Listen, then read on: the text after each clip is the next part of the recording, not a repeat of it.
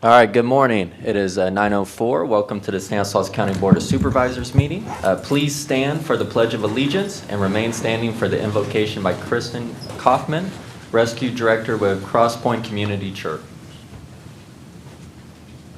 I pledge allegiance to the flag of the United States of America and to the republic for which it stands, one nation, under God, indivisible, with liberty and justice for all.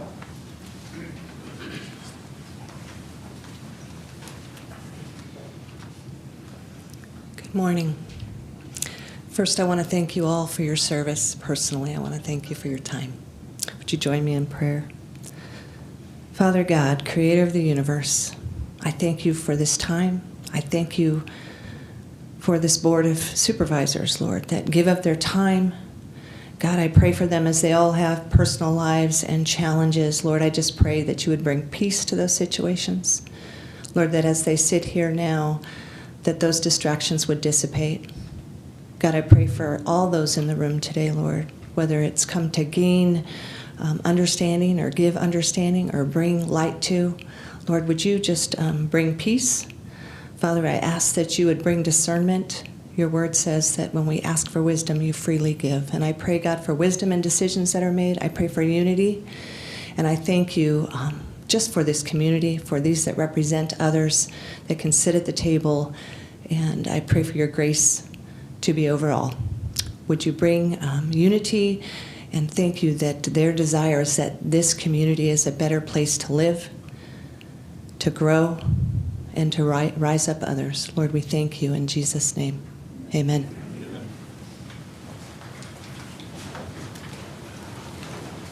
Thank you. Those beautiful words. Next, moving on, we have a presentation this morning by Linda Pinfold, the Stanislaus County 2022 Agricultural Crop Report. Commissioner, good morning. Good morning. All right, we ready?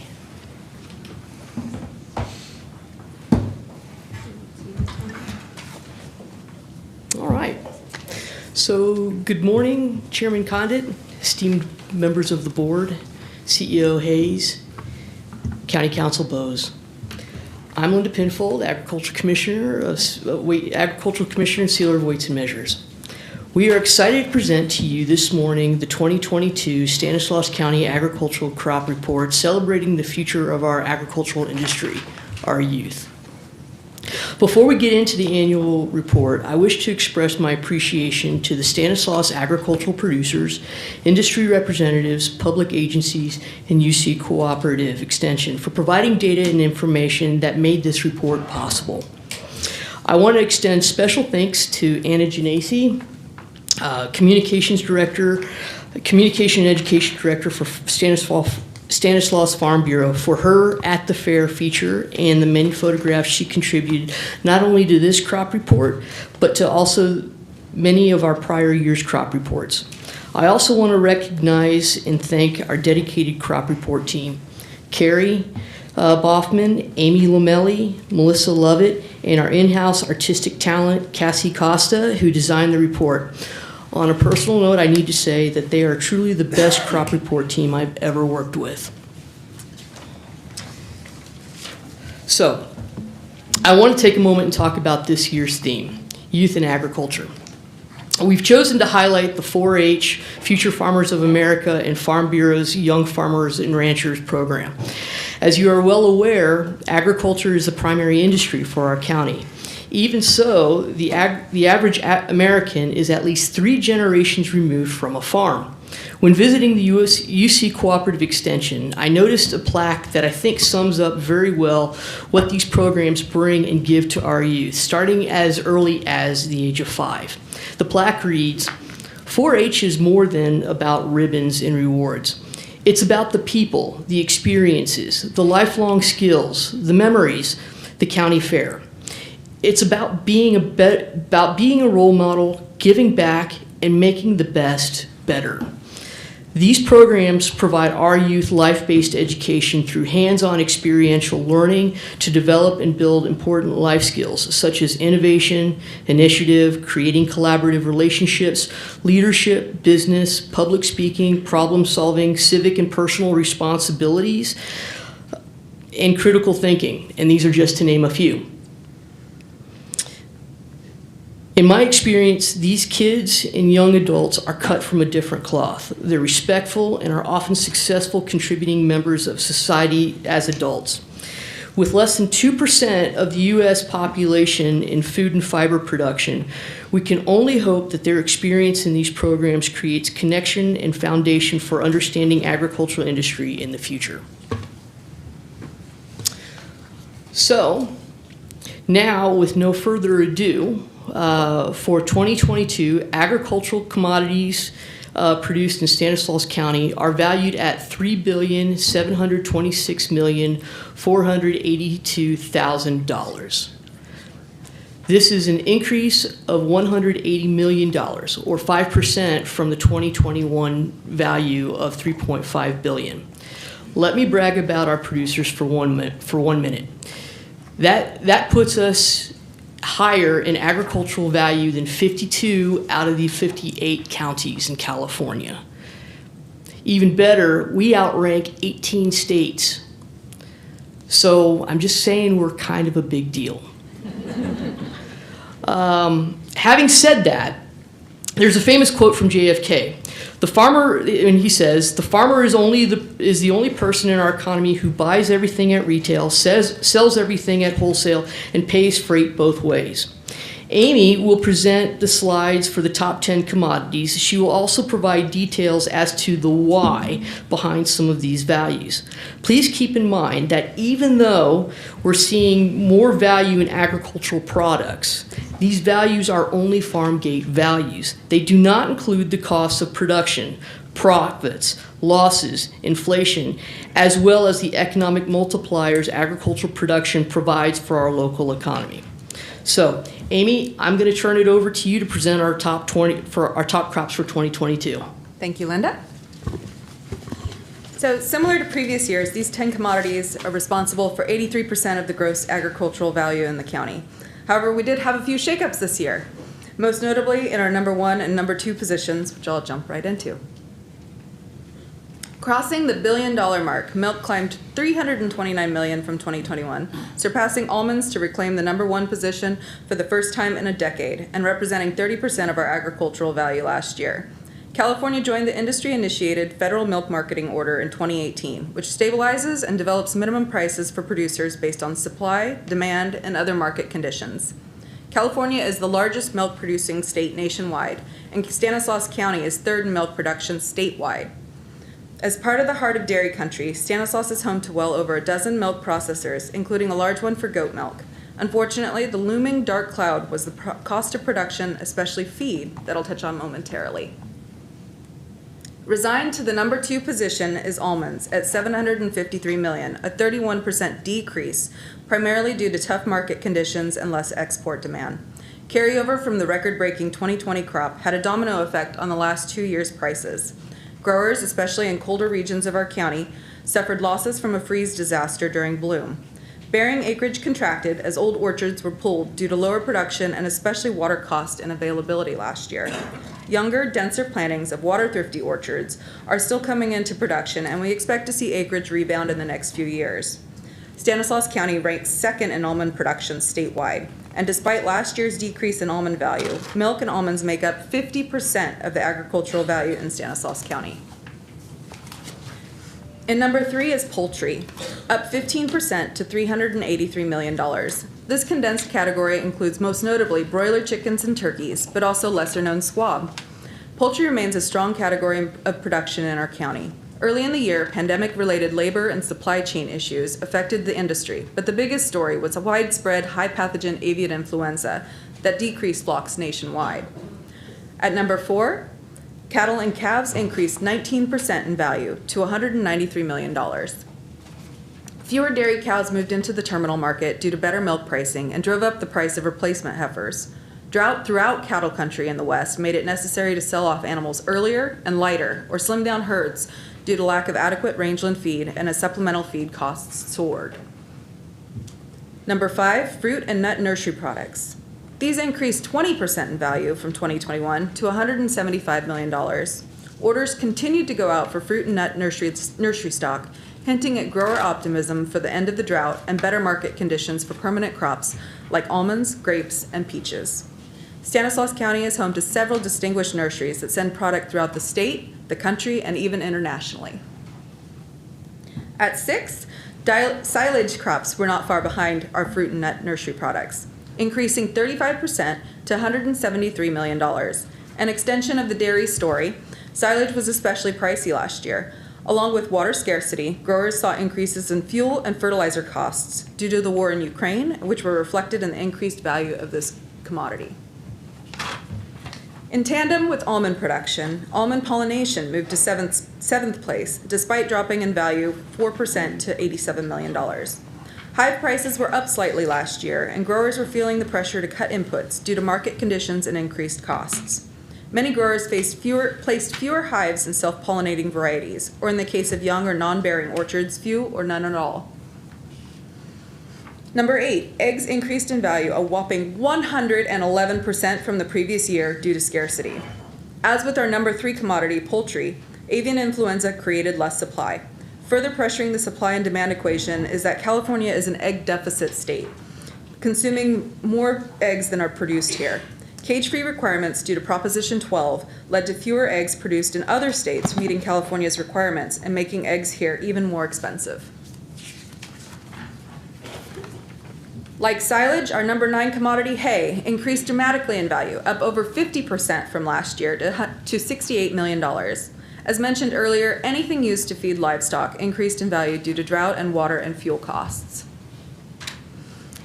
And lastly, as predicted by Supervisor Chiesa last year, tomatoes round out our top 10. Up 57% in value thanks to early and record high contracts. Growers planted nearly 2,000 more acres in 2022.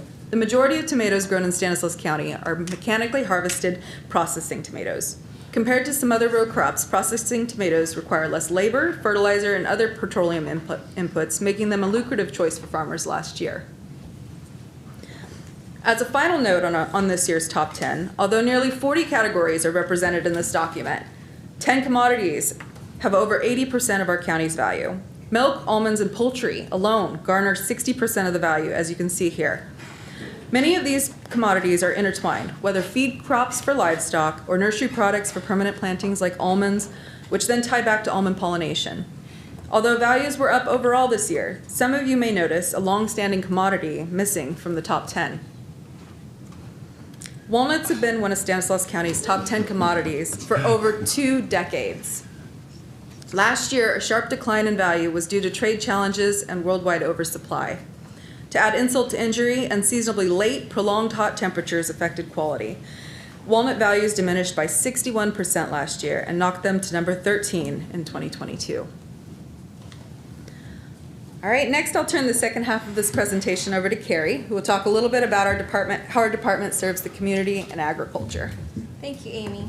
Like the majority of commodities in our top 10, many program and activities performed by the Agriculture Commissioner's Office are related, such as our pest prevention program, pest exclusion, and pest detection. California's first line of defense against exotic and invasive pests of economic and environmental concerns is through our pest exclusion activities. Part of this work includes enforcing established quarantine regulations.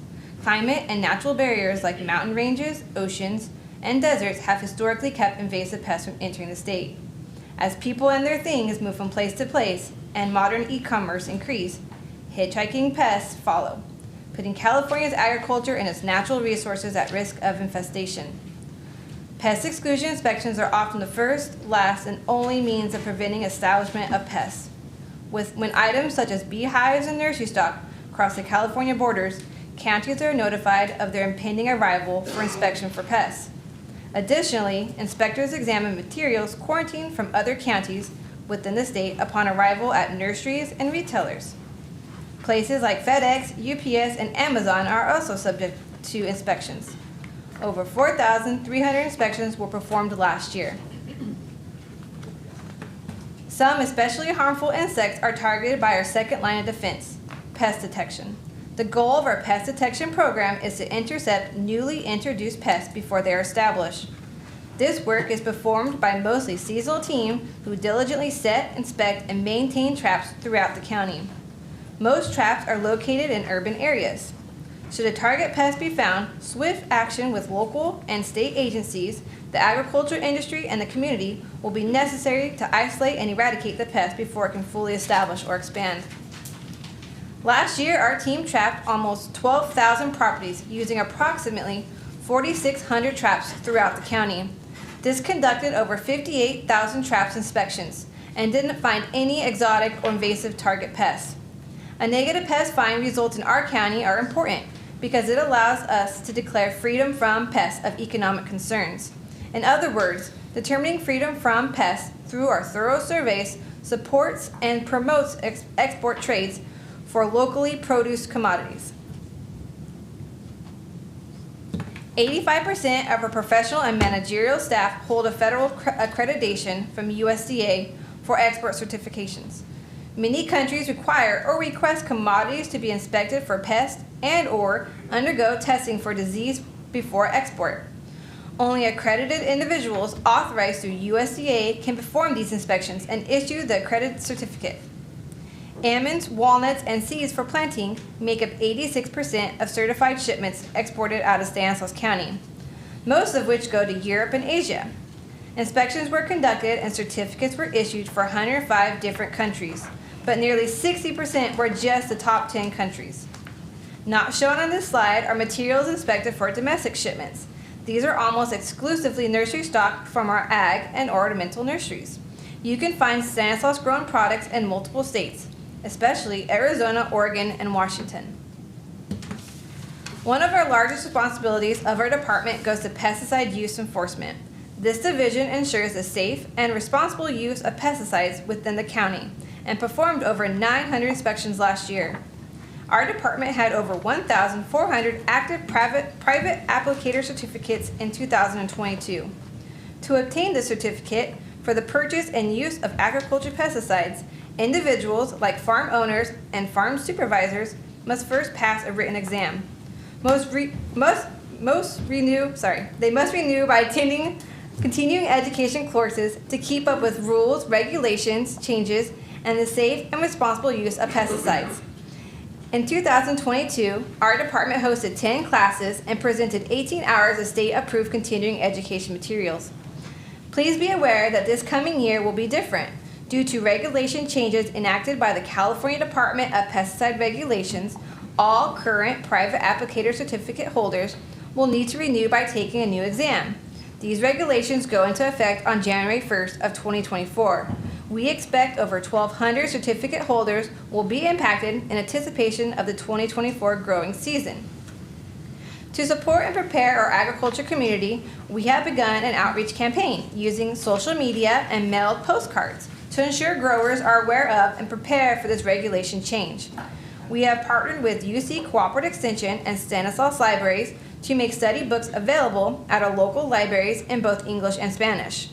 And we are providing review sessions that are immediately followed by testing. Another highlight is our biannual pesticide container recycling event. Rather than ending up in a landfill, growers bring rinsed, empty pesticide containers to these events. Last year, over 94,000 pounds of pesticide containers were recycled from Stanislaus County. Our department provides consumer protection to all members of the public by maintaining fairness in the marketplace. Stanislaus County had 2 certified farmers markets last year, Modesto and Turlock. These community events hold vendors that embrace the farm-to-fork tradition by selling only what they produce. Distinguished from flea markets or other open-air markets, certified farmers markets ensure that local produce is available and affordable. Our 2 certified farmers market offer Market Match that doubles the spending power of community nutrition programs recipients enrolled in programs like CalFresh, Senior Nutrition, and WIC. Industry standards for nursery, seeds, fruits, and vegetables that have been put into regulations are checked during standardization inspections. These inspections ensure consumers are presented with product that meets regulations for grade, size, labeling, pest freedom, and quality. Highlighting from our work last year, including inspecting 1,393 production nursery acres, 890 pack house and field inspections, and 1,323 cantaloupe sugar inspections. The Small But Mighty Weights and Measures Division primary focus is consumer protection. A team comprised of 4 inspectors work throughout the county wherever items are commercially being sold by weight or measure. They test the performance of weighing and measuring devices from the smallest jewelry or pharmacy scale to heavy capacity scales for railway and everything in between. On this slide, you can see the majority of our weighing devices are small capacity scales, like the ones you would see at the grocery store checkout, a deli, or a farmer's market. But we also check lesser known devices like floor scales for palletized products, hoppers and tank weighing rocks, cement, or water, and animal scales. One of the more unusual items our county exclusively is responsible for is testing a portable semi-truck wheel-low weighers used by law enforcement agencies statewide, like the CHP. Last year, our office tested and sealed 2,638 weighing devices. Measuring devices are the lion's share of devices tested by this division, with the majority being found at gas stations. Every retail fuel pump in the county, over 5,500 of them, are tested annually, with 97% found to be within tolerance for delivery on the first visit. We also audit stations for labeling and advertisement requirements, so consumers are never misled. Several devices require testing for specialty equipment. This past year, we were able to move in our new in-house testing equipment into our newly built laboratory, where utility sub-meters can be tested with more elbow room and with space for quality control auditing. I will now turn it back over to Linda for the closing. Thank you, Carrie. Although I've been commissioner with Stanislaus County for about 5 months now, I feel very fortunate to join a department with staff who are genuinely passionate about what they do for the community. Although at our core we are a regulatory department, we earnestly strive to support, protect, and enable the well-being of Stanislaus County's agriculture, environment, businesses, and community. Just want to say thank you so much for allowing us to provide this presentation to you for the 22 annual crop report and a little bit about what we do. The report that we've produced is available online at www.stanag.org. We've also brought some hard copies here to share, and they are going to be available at the end of this meeting. So may we answer any questions or hear any comments that you have? Do any board members have any questions or comments? Terry? Well, Buck's ready. Go, Buck. Okay. All right, Terry, go for it. Just first, Linda, thank you very much, and Amy and Carrie, thank you guys. Great report. This was always a fun time. We always look forward to this presentation. It's nice to see things are going in the right direction there. We all feel bad for almonds and walnuts right now, but hopefully that'll improve. And I just love, we always talk about this. It used to be just us talking about it, but now you guys in the start of the presentation talk about these are just the gross numbers and not the net numbers, where actually we end up and farmers end up and with what they have left to pay the rest of their bills and to live off. So we wish, we've just never seen it like this with commodities, the way things are going. We've seen prices drop before, but the drop in prices and the increase in costs is just a perfect storm right now. And there's been a lot of good times, no doubt about that, where things have gone so well. But this community in this county depends so much on our agriculture industry, and we're so blessed to have, the water and the soil and the climate here that allows us to do everything we do. And so this is just a big part of our community and what we're all about, and we're very proud of what you guys do, and thank you guys very much for the presentation. Thank you. Buck, you want to? No. Anybody else? Vito? I just had to write a few notes down. It really piqued my interest today. So first of all, I love your disclaimer in the beginning. This is not profit level. This is farm gate coming through the fence of the farm. And then there's the ancillary benefits of trucking both, and then the processing capacity or the processing locally.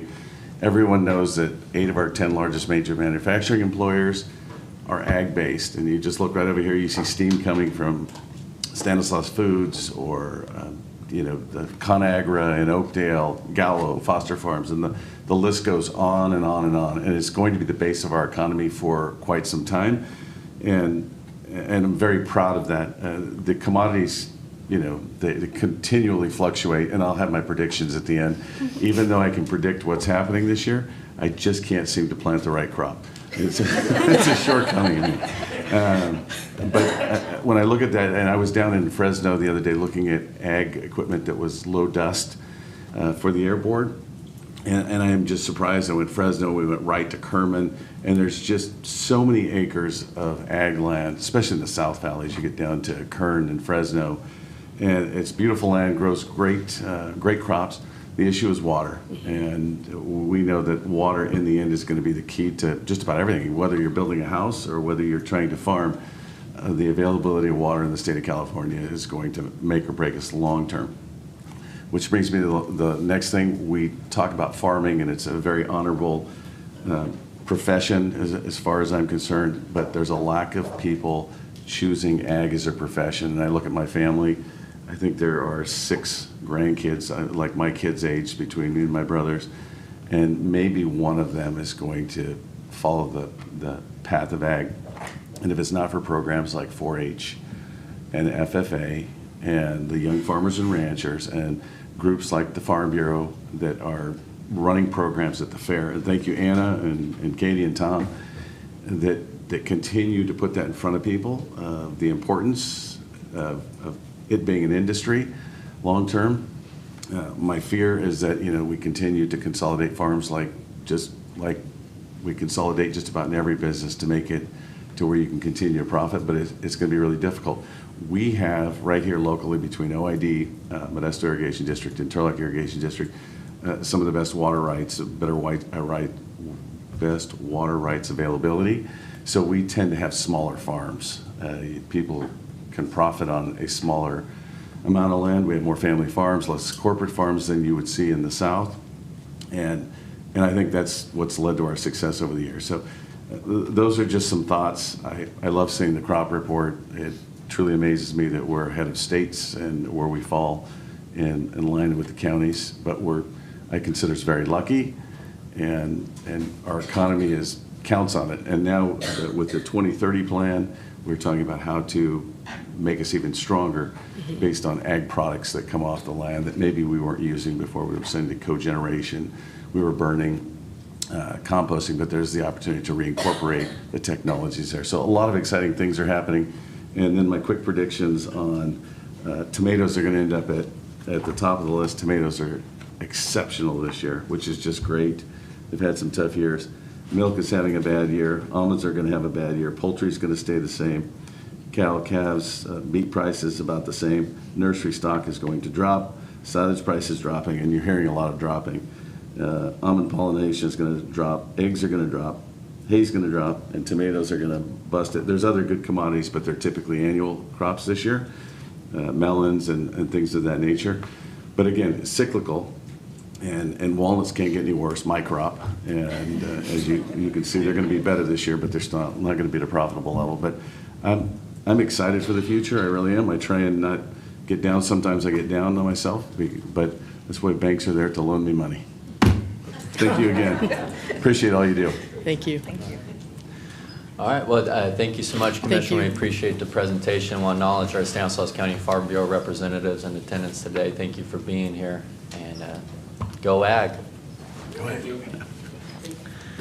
All right, moving on to public comment. Public comment is a time for those in attendance to speak on items not related to the agenda. Please state your name for the record, direct all comments towards the dais, and so it is fair for every speaker to keep comments to the 5-minute time limit. I do want to acknowledge that we have written comments that have been entered into the record and given over to the clerk. I do have a couple speaker cards. First speaker card is Mr. Gavin Klein.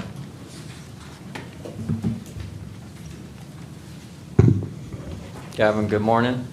Morning, Mr. Chairman. Mr. Chairman, members of the board, county staff, community, thank you. Gavin Klein, Congressman Duarte's office. Just want to give you all a quick update about what we have going on this week. This Thursday, August 31st at 6:30 p.m. at Atwater High School, we're going to be holding our Military Academy Information Night. And as a congressional office, we have the ability to give nominations for service academies within our district. And we're going to be having representatives from the U.S. Army, U.S. Navy, Air Force, and Coast Guard. This is a great opportunity for students in high school, freshmen and seniors who are interested in potential service academies. Come down, learn more about the different academies, as well as speak with different representatives from the branches. We have people from West Point coming in, the Coast Guard, Navy, Air Force, so we're really excited about this. If there's anybody who would be interested in this, please let them know. And if there's any questions or concerns or anything, always feel free to reach out to myself or our office. And thank you all for your time. Thank you, Gavin. Our next speaker card is Maria Arevalo. And she will be followed by Ramon Rodriguez. Maria, good morning. Good morning. I'm hoping I'm not out of order here because I did want to make some comments about things that are on the agenda, but You can when that comes up, yes. yeah, but I'm leaving for a flight. Oh, okay. Really short comments, if I may, if you would allow it. Well, we have consent calendar next. Can you, are there items on consent that Yeah, you're- these are related to the Farm Worker Resource Center and to the or ARPA those monies are allocated. discussion? Okay, well, that's okay, okay. Okay, thank you so much. I do apologize for that. No, it's okay. Okay, so I just had a couple of comments. Good morning, members of the board, Chairman Chance and Mr. Hayes and Mr. Bose.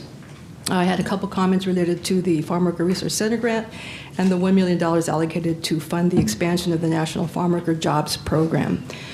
In the past, I have supported these allocations and still do, but I would urge this board not to end its efforts to aid our farm workers only these measures. I will note that the ARPA funds allocated to the National Farm Worker Jobs Program is very limited.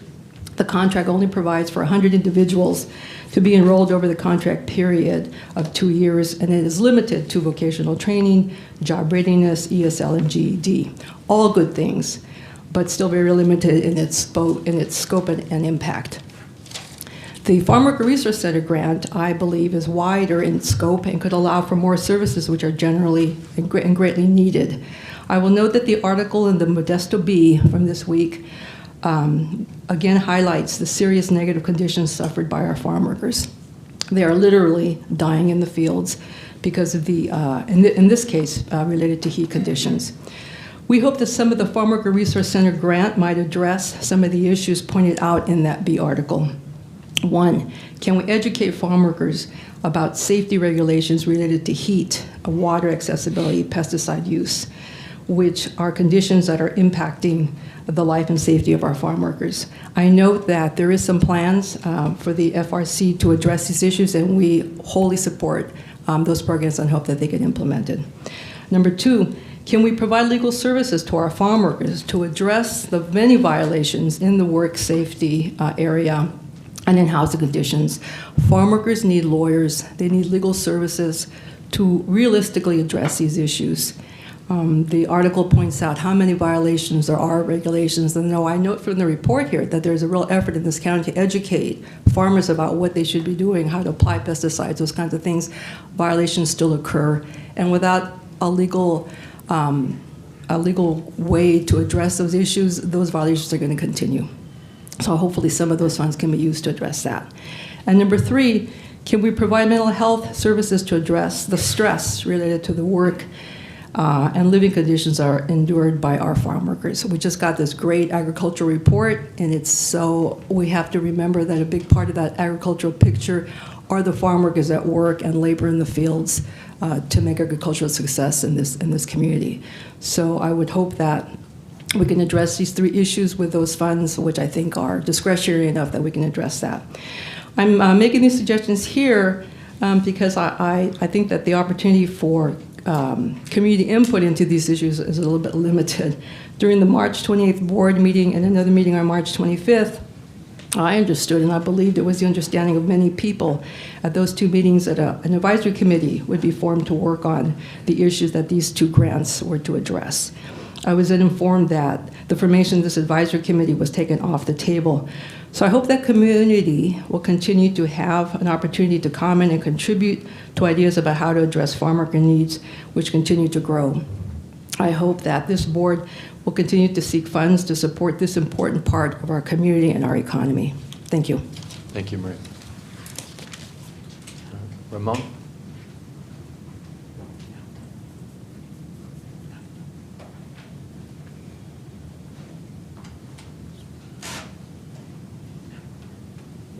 Good morning, supervisors and community members. I'm Ramon Rodriguez. Anyways, how's everyone doing?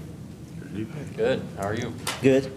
Anyways, 4 years ago, Mr. Don Grumman was here in a Modesto council meeting, and he slipped the Freudian slip that his straight pride group is the most peaceful racist group. And everyone at the time, everyone's laughing, and he made a meme of himself. Well, right now, 4 years later, that Freudian slip that's a meme just turned into an unironical, sad tragedy of itself. What happened is that last Friday, residents of Turlock had reported to police that there was numerous anti-Semitic propaganda in their neighborhoods. And Turlock PD put out a community advisory on Instagram about what had happened around in Turlock. And when I saw that message, I thought to myself, is this related to straight pride? Because that's what they're doing. The other day, when the straight pride was held on McHenry Avenue, there was only very few of them, 10 people. Instead of like usually like 20, 30 something years with counter protesters and everything. 2 of them are actual neo-Nazis showing off their hateful propaganda at McHenry Avenue in front of the public. And there is no local news outlets. Modesto Bee was not there. Local TV channels were not there. But there are like 2 independent media reporters that were there present during that straight pride. And there was only like very few counter protesters, but the neo-Nazis there, they were showing off really, really hateful, and also they were expressing genocidal ideas and showing off their Hitler salute, and one of them was wearing a Hitler t-shirt in front of the public. This is a real concern for Stanislaus County because these neo-Nazi thugs are spreading hate, and that hate is creating a fear of intolerance, a fear of violence.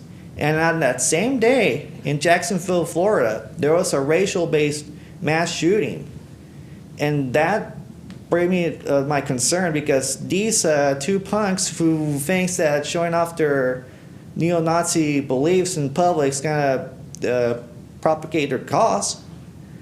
But guess what? The people said no, we're tired of it. And what I found really, really odd and disgust is that the organizers of Straight Pride did not even condemn the neo-Nazis. They just let them stay and let them preach their hate message. And Don Grumman called the counter-protesters the real Klan for supporting reproductive rights and equality. So I urge everyone to stand up against hate because this is happening over and over again. And I've been warning in the past couple of meetings, as well as in Modesto Council meeting, that the far-right groups are pushing their agenda to recruit, especially impressionable young people, and it's not just in public, but also online, and that they will commit actual felonies such as hate crimes, murders, assault, intimidation, stalking, and targeting the various groups that do not align with their beliefs. This is what's happening right now. These 2 neo-Nazi thugs, they're most likely going to commit felonies, and also they express their genocidal ideals and admiring a genocidal monster. And then also they were spreading a lot of Holocaust denialism, and also calling, I'm not going to say really nasty stuff, but they were showing off their bigoted ideas in public. And what we need to do is to stand with these punks and tell them that their hate is not welcome, and that anti-Semitism, homophobia, transphobia, racism, all kinds of bigotry is not tolerated in Stanislaus County and area because their hate is not welcome here. Thank you. Thank you, Ramon. All right, that is all the comment cards I have. Is there any other members of the public who wish to comment? please come forward. Emerson, good morning.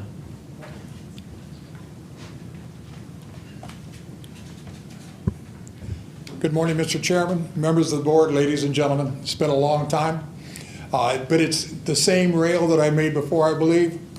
You know, to have it when you need it, you have to save it when you have it, okay? We had one of the wettest winters, 300% precipitation. It was great.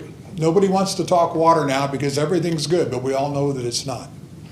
You know, you've taken great measures in the past, but your leadership is important right now because it's hard to push past where we've been, and that's where we need to go. You know, we saw MID come out with a groundwater replenishment program, and we saw a member that gets free water, the only man in Stanislaus County that gets free water from MID, protest against it. And the Bees editorial board, well, I can't say it because I don't curse in public, at least in these meetings anyway. But they need a headectomy, okay? Let's go with that. That's as nice as I can go. You know, we want people to participate. These farmers, it's important to get them to participate when we have the extra water. And that's not often in Stanislaus County. The numbers shown is in the last 20 years, 7.5 of those years that we had plenty of water to go around for our farmers. So that's 3.5 in 10. So when we ask a farmer that's not in the system, don't misunderstand me, but we have extra water and we can only store so much. And if anybody doesn't believe me, go to the river. It's still going downstream. They're already dumping because of the storm concerns. You know, the Corps of Engineers is real particular at this point. We can appreciate that. But we have a situation. Look at Trinitas, the old Trinitas, I know, keeping track of which one owns it at any point in time. I saw a video last night, showed one of their areas. You've got it green and flush until you get to the other side of the road, and those trees are starting to burn up because they can't deliver water to them. They're not even using all the OID water they can get. They're pumping out of the ground. But my understanding is at least 2 of those wells have run dry. And the infrastructure they have can't get water to some of their fields. Now that's just a simple example. But we have other areas where when we have a chance to put water back into the ground, just soak it in, not even use it for profit, we want to charge, thanks to Mr. Lyons and the Modesto Bee, we want to charge $125 an acre foot. Now that doesn't make sense to me. We want to charge $200 an acre foot just to supply water to people that are already pumping it out of the ground. Now you can't explain to me any reasoning for doing that. Every acre foot we don't pump, every gallon, however you want to, whichever person you're talking to, that we don't pump is water that stays in the aquifer. Our aquifer is going down over and over. If those pumps at Trinitas are starting to run dry, there's some serious concerns in this county. Is TID helping out? Yes and no. They're going to take, the treatment plant's great, don't misunderstand me, the idea of giving the people better water to drink. But on the lesser years, how are they going to supplement the ag water? Because they don't have any real way to do it. But the MID 50% goes each way. It's real simple, cut and dried.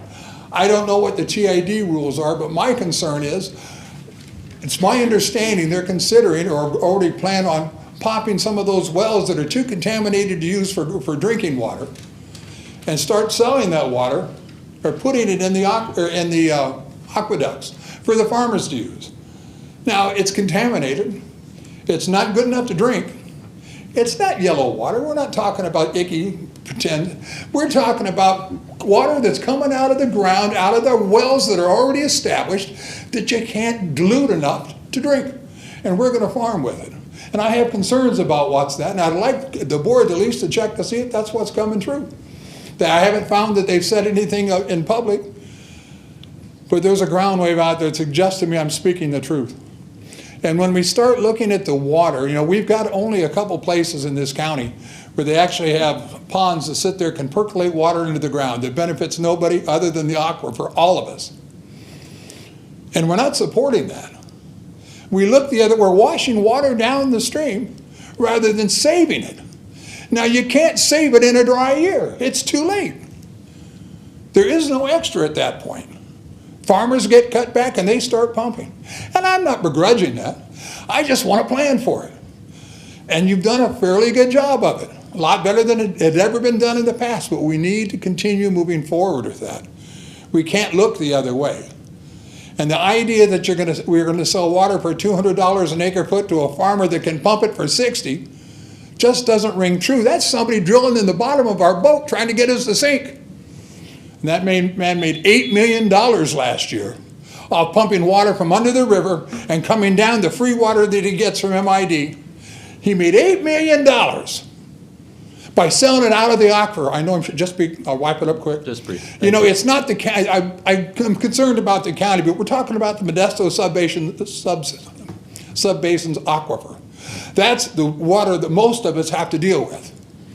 And we're not replenishing it the way we need. We're acting like it's not important. We're letting people bicker about the price.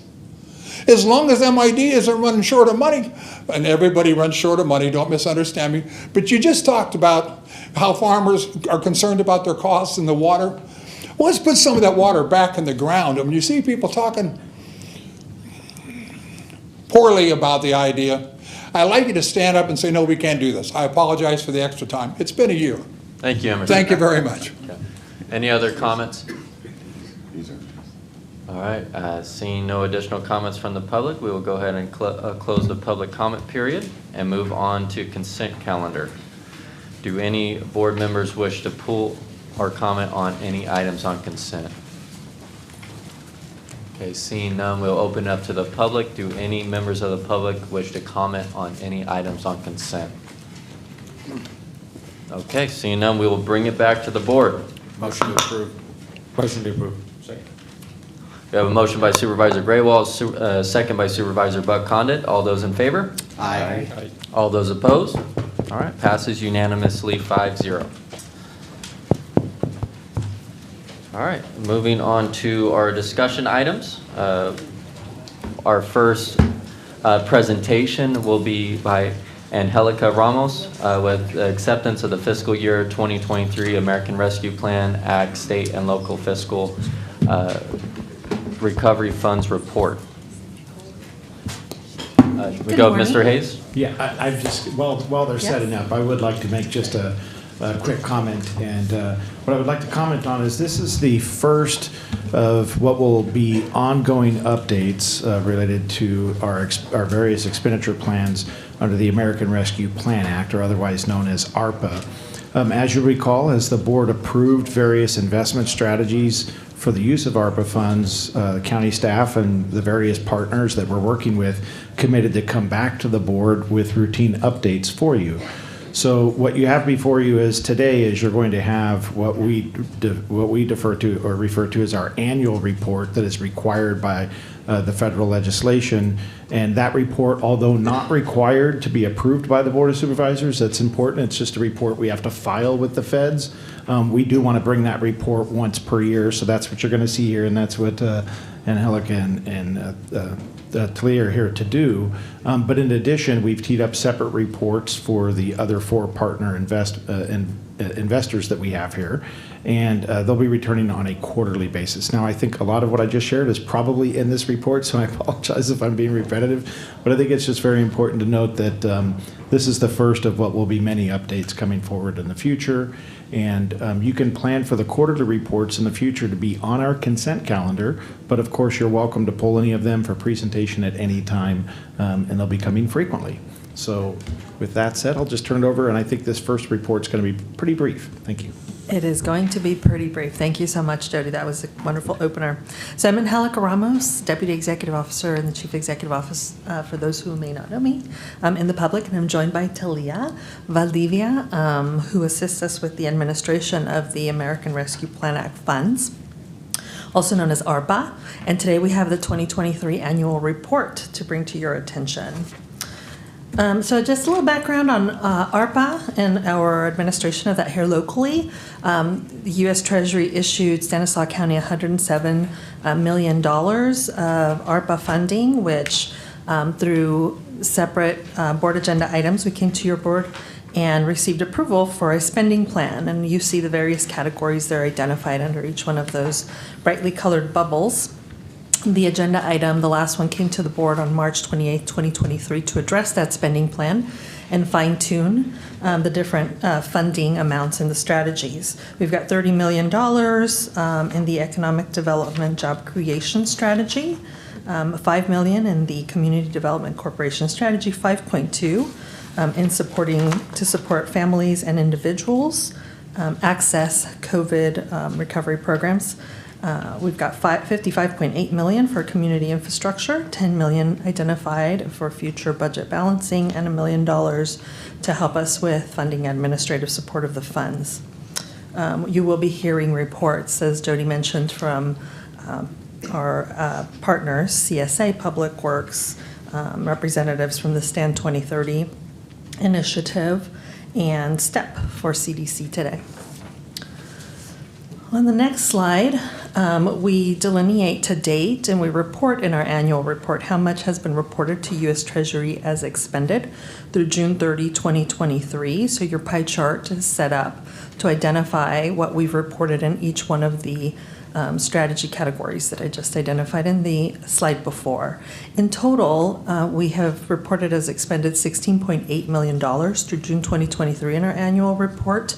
There's been a lot of planning that was done there in the beginning, and we're now starting to ramp up with the spending, which for us then highlights the importance of making sure that we're coming to the board to keep you all informed on the activity that we're seeing in those categories. I want to also bring to your attention and to the public's attention the availability of that annual recovery plan report, again required by the U.S. Treasury. We have listed the website there on the slide. It's also available in the staff report posted for the public so that everyone knows where to access that report. If you go to that site, you'll also find the annual reports, the first two that were filed for 21 and 2022. For anyone to be able to review. As Jody mentioned, going forward, we're going to have a standard plan as expenditures begin to ramp up. We understand the importance of a planned standard schedule for bringing updates to the Board of Supervisors and to the public for the work that is undergoing.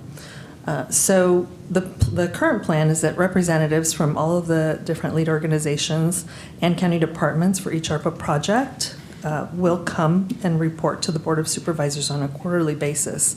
We're targeting the months of November, February, May, and August to come forward and bring those reports. August will always include the annual report and an update of expenditures for the board, along with that required report, annual report.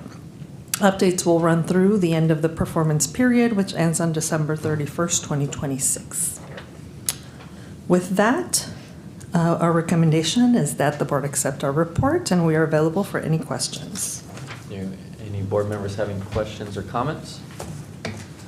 All right, seeing none, we will open it up to the public. Do any members of the public have any questions or comments? Okay, seeing none, we'll bring it back to the board. Motion to approve or accept? And I will second. We have a motion by Supervisor Graywall, a second by Supervisor Withrow. All those in favor? Aye. All those opposed? All right, passes unanimously 5-0. Thank you, Angelica. Thank you so much. Okay, next we will have a PowerPoint presentation by Patricia Lord regarding the acceptance of an update on Stanislaus County investment with Stanislaus Equity Partners.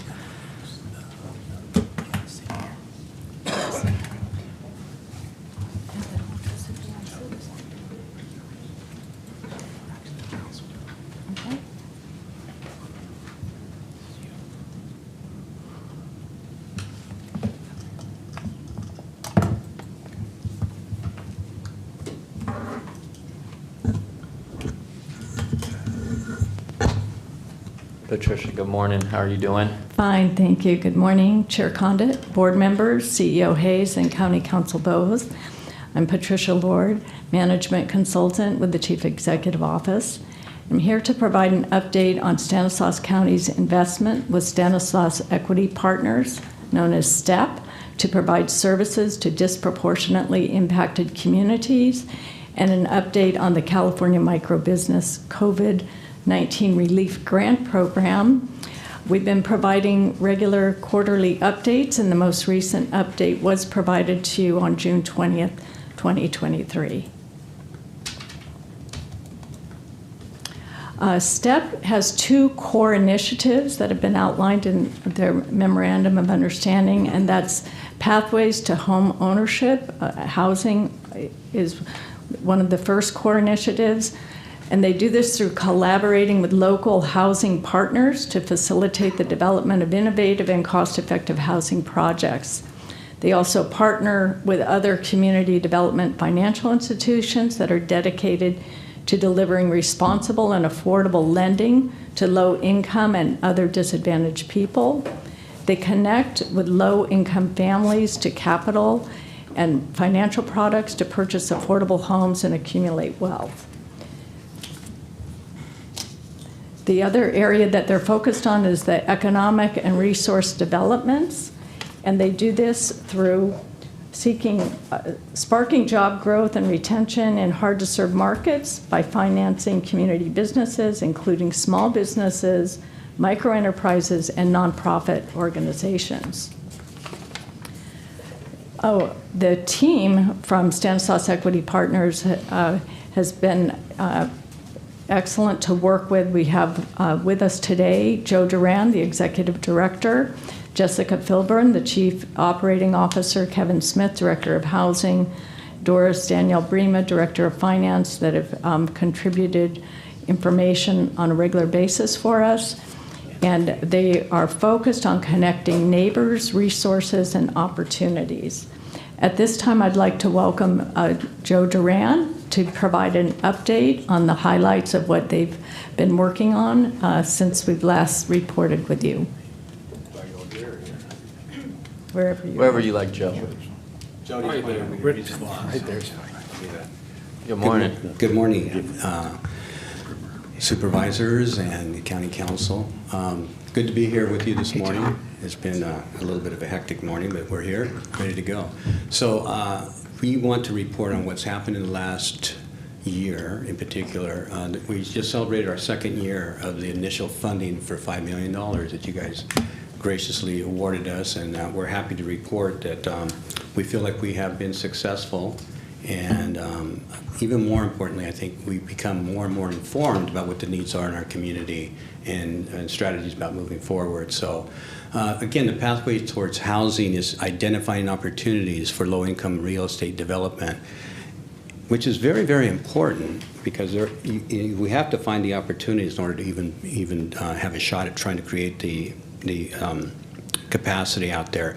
And what's really critical is having the right partners. And we've been working really diligently to develop those partners locally as well as outside of the area. And also working really closely with community foundations or community financial institutions, which I'll talk about here in a little bit and show you the success. Let's go to the next slide. So we're excited about the microhome village in Modesto. We broke ground on that. So on Orangeburg, we've already got the 8-foot wall that's going on the back there. We have a team out there. Completion date should be by the end of this year, and we're really excited about that. That's property that's owned by Free Will Baptist on Orangeburg, and they're going to be providing wraparound client supported services.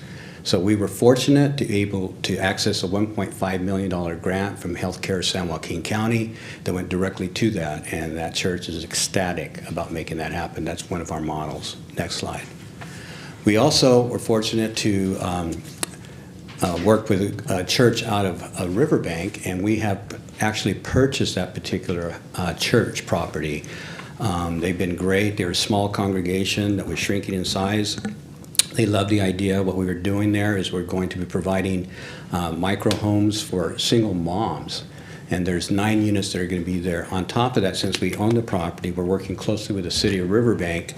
We have subdivided it. We're going to be building 4 single-family homes on the front side of that to comply with what the neighborhood looks like. So we've been meeting with the neighbors in order to do that.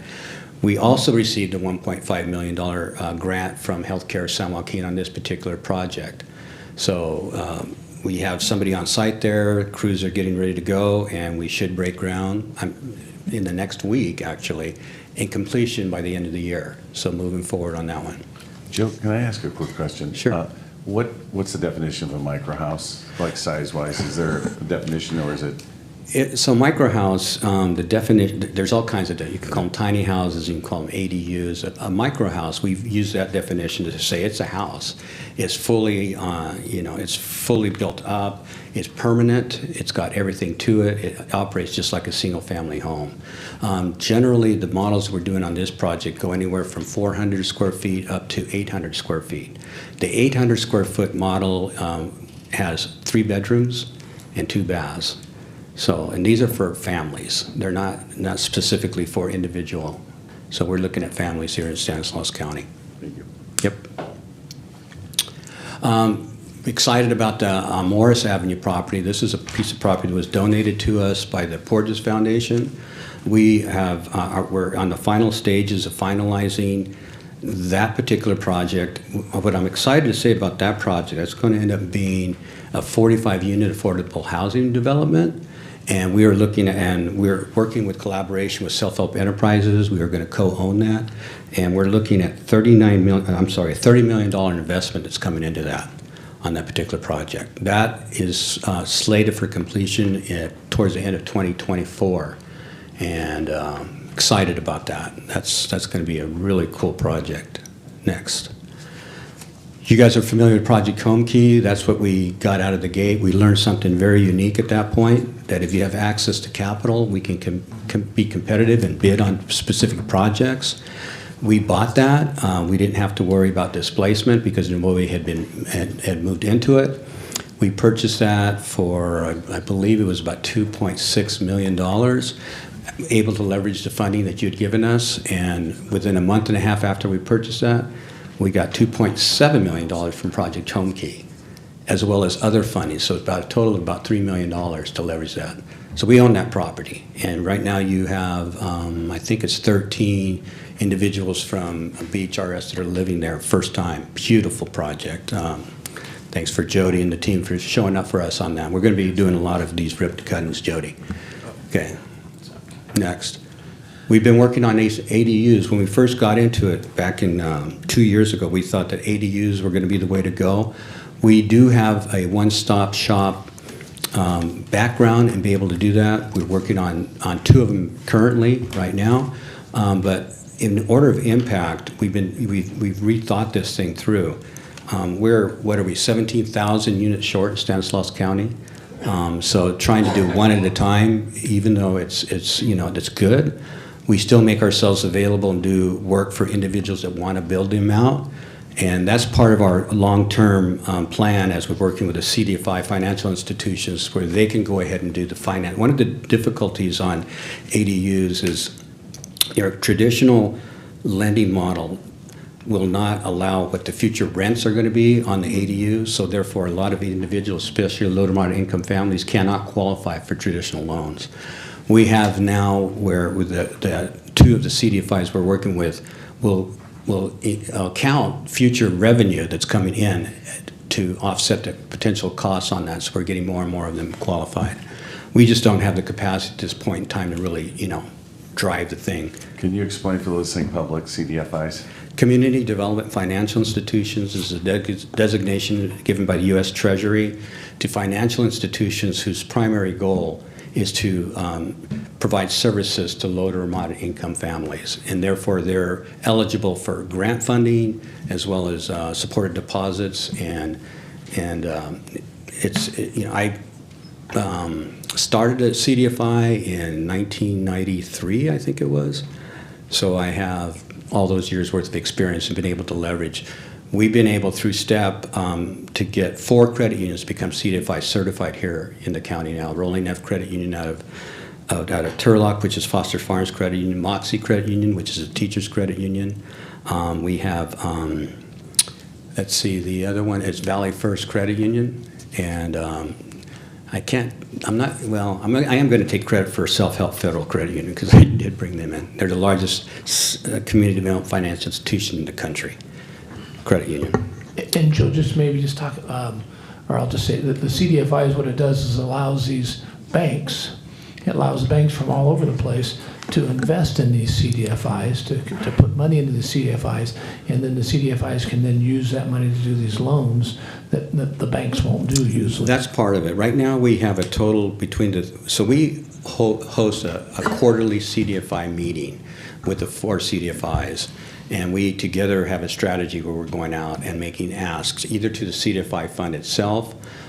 We also convene on a quarterly basis CRA officers. We have over 20 banks that are represented in our convenings that come to meet with us on a quarterly basis. And CRA, Community Resource Community Reinvestment Act. Sorry about that. Yeah, there's a lot of acronyms there. So we're matching the credit unions up with the CRA team. The CRAs have so far deposited approximately $5 million into local CDFIs specifically for their lending portfolio.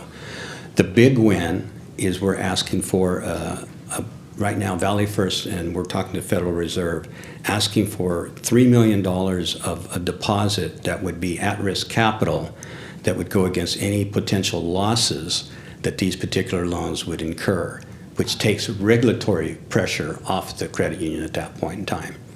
So that's the long-term plan. Perfect. And the Community Reinvestment Act requires banks to invest. Oh, I've had great conversations with banks. Yeah, that they have to invest in these type of things in order to just pass the regulations. Yeah, by law they're regulated, they have to. An interesting caveat to that is whenever there's a bank acquisition or a merger, it has to go in front of the FDIC or the SEC, and they have to have a plan regarding what they're going to do with CRA. I was fortunate to be a part of the BBA and I forget who it merged with, to be a part of meeting with their CEO and their team saying, look, if we're going to sign off on this, you need to prove to us that you're going to invest in our communities.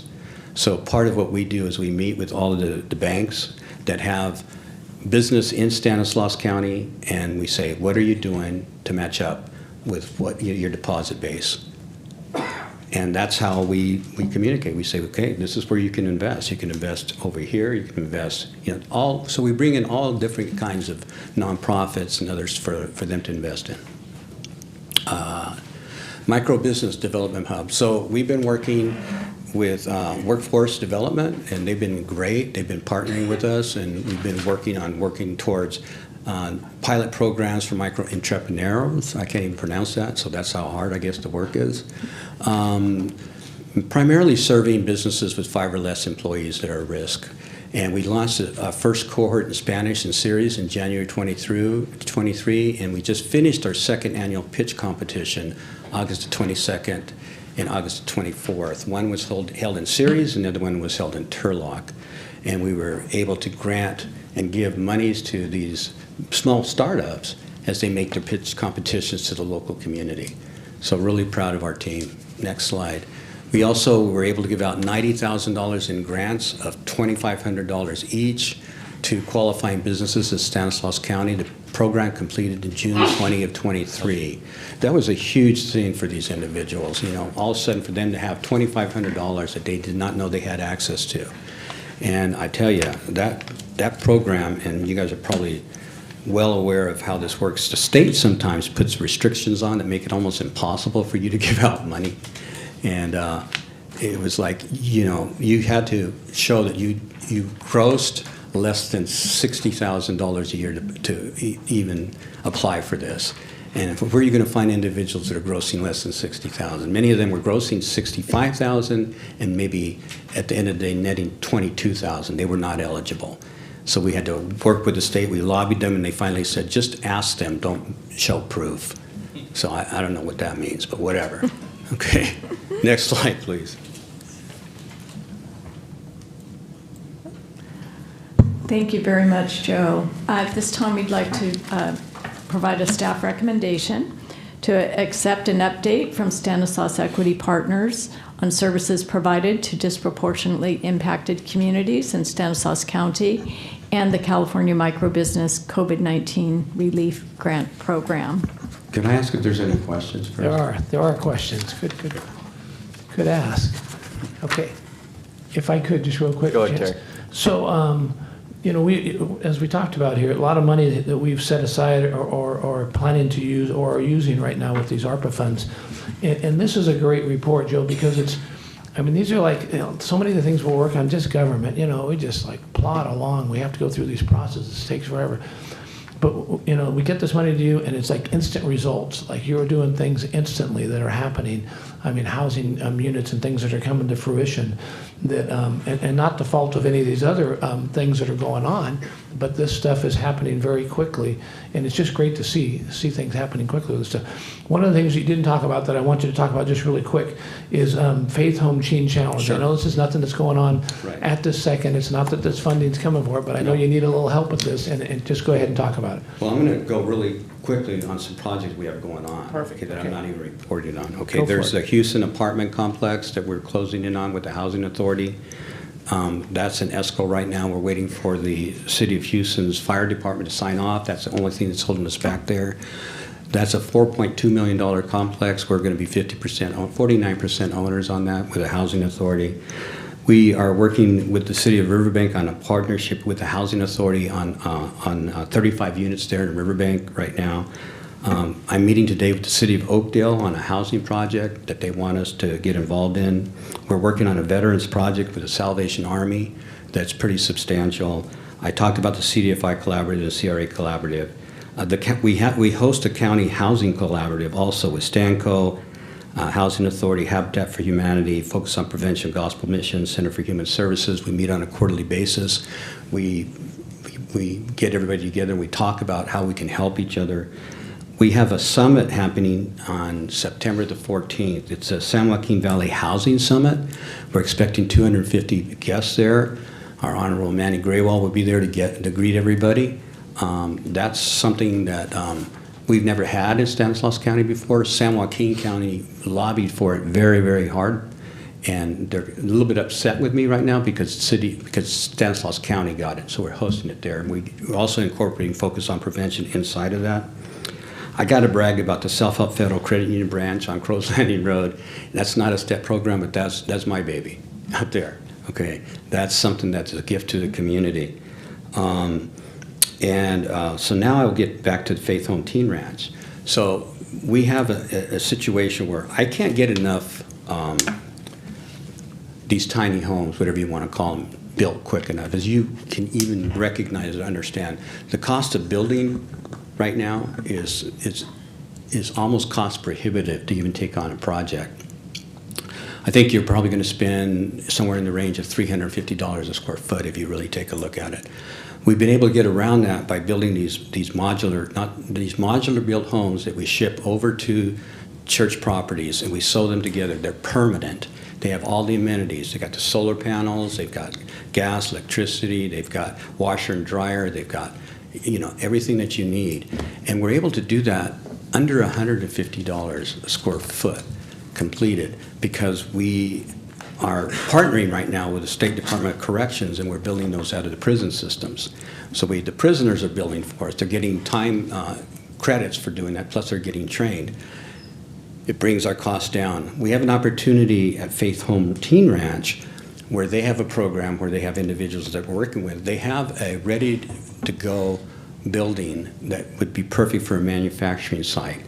We have the whole teams together. They're ready to go. We have the team that's building the units for us called R3 out of Monterey, wanting to work together, and they want to start a manufacturing plant right there. My hope is that we can figure a way of how to be able to make that happen, and with the intention that we would have first shot at any units that are being built, so that we can escalate and really get the inventory that we need. I think this is a great idea. We're going to do it. Right now we're about $400,000 short of being able to fund that thing, and as soon as we get the funding, we're going to get that thing going. So. Does that answer that, Terry? That's perfect, and it's a win-win. It's manufacturing construction program, Yeah. and so it's training for individuals, plus Absolutely. providing these houses that we need too for these other projects. And the other thing I just want to say, it's just great the way you've been able to leverage your money. Like so many of these projects, you spent the money and then you've gotten it back through various grants and things like that, and you're able to move on. So I know you've made this $5 million work pretty good for you. And anyway, just great results you're producing with what you're Thank you. doing, Joe. So Yeah, thank yeah, we're you. looking at, our numbers right now is $5 million has turned into $39 million worth of projects. That's amazing. That's great. Thank you. Buck? Yeah, thank you, Mr. Chairman. Joe, Patricia, thank you for your report. A lot of great information and doing a lot of great projects. On the, my only question is on the micro home village in Riverbank. How did the neighborhood accept that project? Was that, did it go over well? For the first 30 minutes, it did not go over well. Okay, after that, for the next hour, it did. They were really concerned. They thought it was a homeless shelter.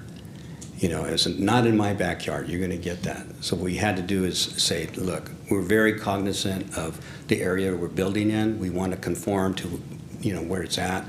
So we showed them we're going to be building single-family homes on the front side of it to match what they have on the other side. On the back side of it is development of the micro homes.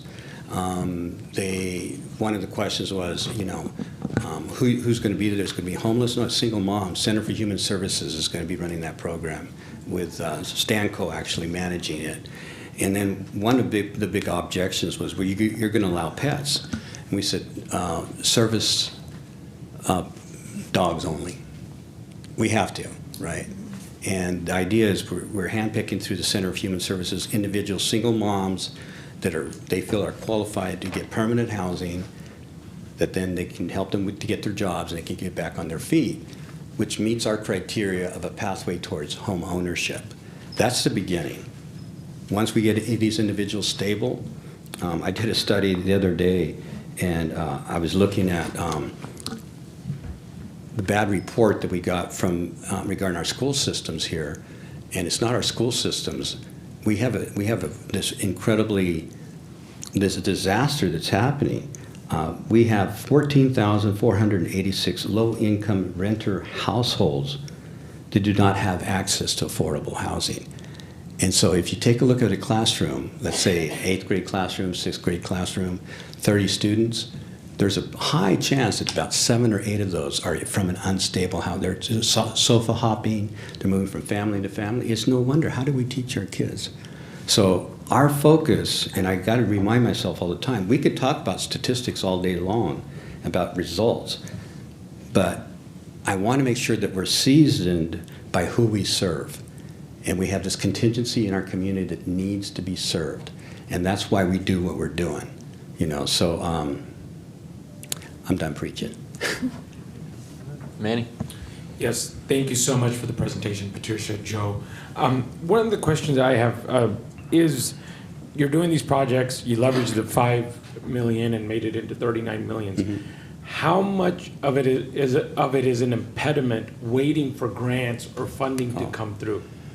Well, that's one of the reasons that we meet as a collaborative with the other nonprofits. For example, the Housing Authority could not have competed on that project in Houston unless we came alongside with the extra money. There's no way. So without having the capacity, you aren't able to take advantage of the opportunities that kind of come right there. We've determined that as we continue to grow our cash flows, we can, execute. The reason we were able to execute the $1.5 million twice with the healthcare San Joaquin is because we had shovel-ready projects. It wasn't like, if you give us the money, we'll figure it out. It's like, we've already got these shovel-ready projects. We're going. And within 7 days after they contacted us, they gave us that money. We see opportunities, in the area of land banking.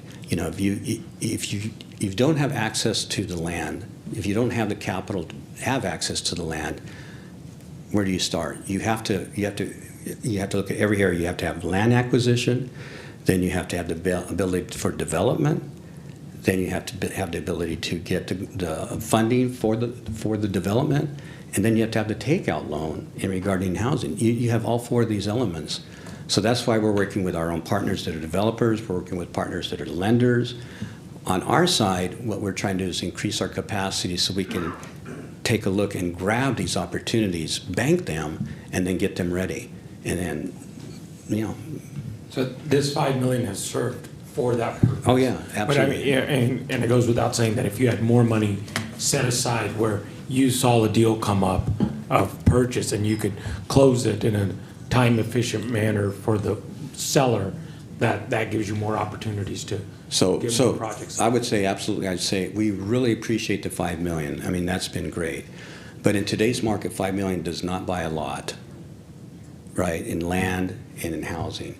You know, what our goal right now is to try to develop a land trust and a loan bank that is in right about $40 million in order to really move this stuff. If we're going to make any kind of headway in the systemic changes that we need in this community, we have to have the ability to move quickly.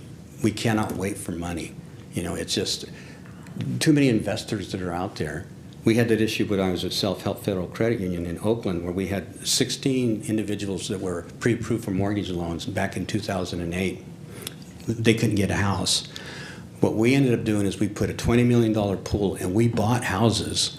We rehabbed them and we sold them to our borrowers. That's the only way they were going to get in. And they were able to capture the equity that was created as a result of that. We put restrictions on it, on the deed, that they had to stay there at least 10 years, and it worked. You know, outside of that, how do you get individuals to qualify? I don't know. So speaking of costs, just for more of the public's consumption, because I know a lot of this money's state-funded, federally funded, and the costs, they're sometimes hard to even, wrap your head around. You mentioned the project at Morris Avenue, $30 million on donated land, so there's no land cost, so it's strictly construction cost of all construction. 45 units, and that puts each unit at $700,000 roughly. Probably in that range, yeah. As you know, right, trying to build something, because once you take infrastructure into place, once you take, everything that goes into it, loan fees, it's costly. It is extraordinarily costly. Would there be benefit if you were doing it out of a land bank and all the contingencies that state and federal monies come with? Would that lower the cost of the development? If you had a land bank or a loan fund and a land bank, you could take that money and put a return on it, let's say 4.5%, that's reasonable, without all the other restrictions. A lot of the lenders, a lot of the funders will say, we'll give it to you, it's 8.5%, but you can pay 1% of the total fees up front, regardless of what you take out. So if it's a $5 million, whatever. So you take that out of the equation, right? Absolutely. You're able to leverage all those, and you get sites moving quicker, and you're able to then compete for the types of grants because you're stealthy at it. You have a proven track record. So, and even more importantly, you're able to get philanthropy involved in it. So it's not, the solution, in my opinion, cannot be solved by government only. You're going to have government, you're going to have private sector, public sector, as well as philanthropy, and coming into this and say, okay, we can create some kind of a fund that can allow you to execute, whoever it is, to basically, take this kind of a model and put it to scale. So Joe, sorry, why can't a CDFI, we're talking about like a line of credit, basically, Sure. right? A land bank, kind of just like a line of credit. 7.5%. CDFI, 7.5% is what it would charge? Even though it's a CDFI and it's... So the thing with CDFIs, and again, believe me, I ran the largest CDFI credit union in the country. You still have federal regulators because they're still federally insured by the Department of Treasury. They don't like risk. So you still have to, so there's this gap that you have to almost fund it with this gap, season the loan, and then sell the loan to the CDFI. That's kind of where I'm at right now, based on the landscape that I see. I think that we'll be there maybe a year, 2 years from now with some funding that's going to be available through CDFIs, but that's going to, again, be grant-driven from the fund itself. And then you have a whole set of, same thing, you have a whole set of regulators at that point in time. You still have to cross your T's and dot your I's. Okay. Yeah, but I guess the question at that point would be, is it, if your savings on a project is more than the 7.5% you're paying to CDFI, because you're willing to give 4.5% to investors, if the delta's more than 3%, then it's... So what we did to help us get started self-help is we got $33 million from the Ford Foundation at 0% for 13 years. It was a deposit at risk, and they said, figure it out. but at risk, but it'd be backed by the project, right? All of it. Over the 13 years that we were with that particular, and they ended up giving it to us at the end of 13 years, they had not sustained a loss because we were able to value engineer everything at that point. So what you're saying, Manny, is you're going to make enough money on these projects because you're doing them without government involved and be able to build these things without, prevailing wage and all that stuff, that the profit within there can help you cover the 7%. If Cover that's the it. 7.5% that Yeah. you pay back. You retain the lien on the property as a community loan fund or a community land trust, right? So when you sell the property to a home buyer, you do a land lease on the property, so you still have control of that if something were to go wrong with it. Mm-hmm. If it goes down and they default whatever, you grab it, you clean it up, and you put it back out in the inventory. Just like any other Just like any would do. investor. Yeah, so if you had a group of individuals that controlled that particular loan fund and that loan trust, they would be able to say this, they're from the area, they know. They're saying, yeah, this makes sense, we recognize that. And so I would not want those monies to go to anybody but low to moderate income families. We don't want to do it for profit.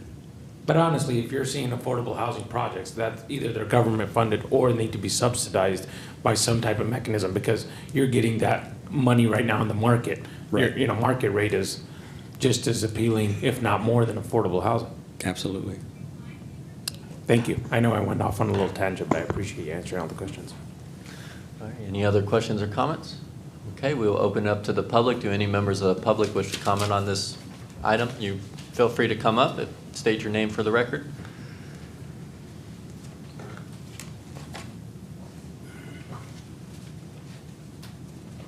Good morning. Good morning.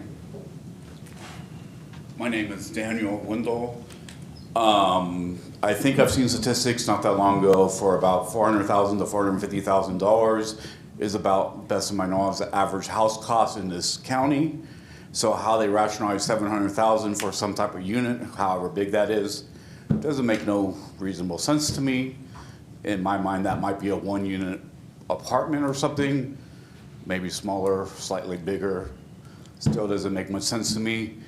I have some small understanding how certain agencies work. When you start overlapping agencies, I think it starts getting a lot more complicated. I've heard of like redevelopment agencies. I know, at least in my part of the city where I live, I may be somewhat lucky enough to live on for me, the El Vista side. That looks okay, but across where the railroad is, there's the airport district, and I'm pretty confident that there's a good amount of those homes where are probably potentially able to be condemned, not to be mean, but I think if you can potentially leverage an offer to people who are living in areas where are not very nice, and an affordable offer for maybe them to move out of that area and redevelop it, maybe rezone it, whatever, I think money can go a lot further, or simply buy houses that already exist at the fair market value and remodel them. I know from my own experience with my own family, you can take, if you were to do all the rezoning and whatever, there's ways to do it, where hopefully you can take a pretty substantial size house. You take one, like say a 3 or 4 bedroom house with a garage and everything. I know from my own family, you can make that into 3 units under the right circumstances. It's more complicated when you get into all the regulations, like I think permitting, whatever. But that's a permitting issue. So like I said, when you start overlapping a lot of agencies, stuff start getting really complicated. But I know from my own family investing in this city, if you can leverage the money and know how to take advantage of the resources you have, you can get a lot of value out of it.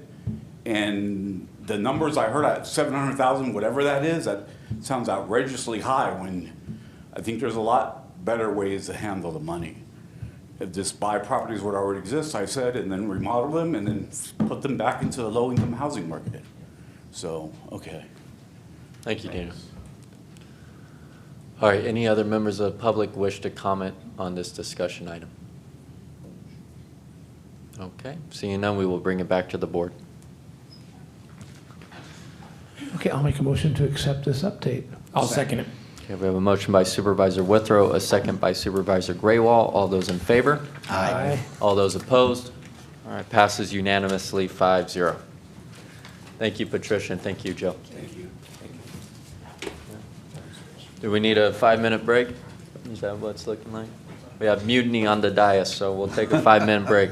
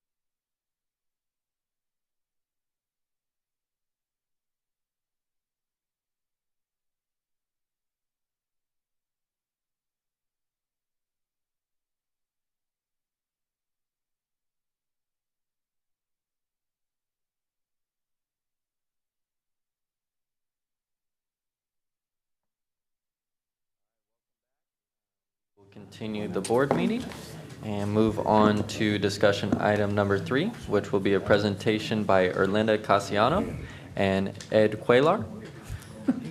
Oh, no, we're wrong on the agenda. Okay. But it'll be the acceptance update on Stanislaus County Investment American Rescue Plan acting funds in the provision of navigation and case management services and in support for farm worker resource centers.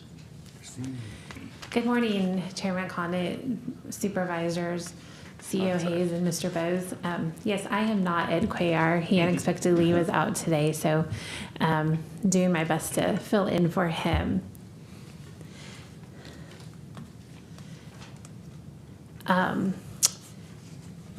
Today we're here to speak about the ARPA-funded program specifically for navigation and case management services, and in a minute, the Farm Workers Resource Center.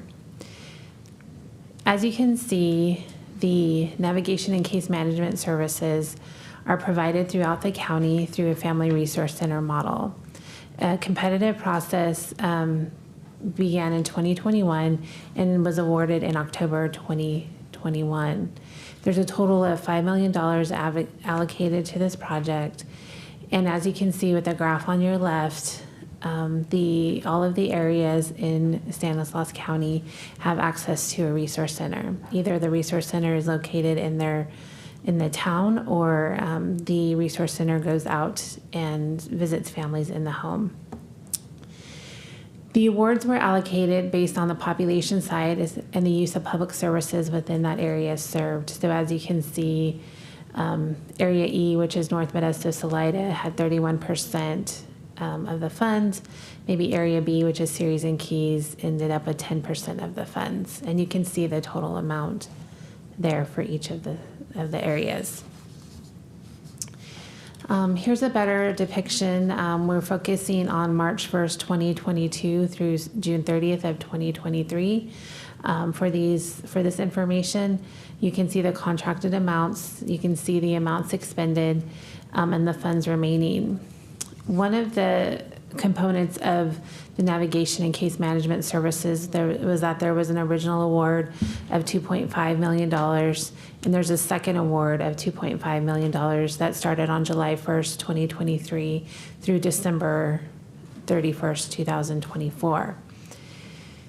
The funds that were remaining at each of the sites will roll over into this from the last contract period into this current contract period as well.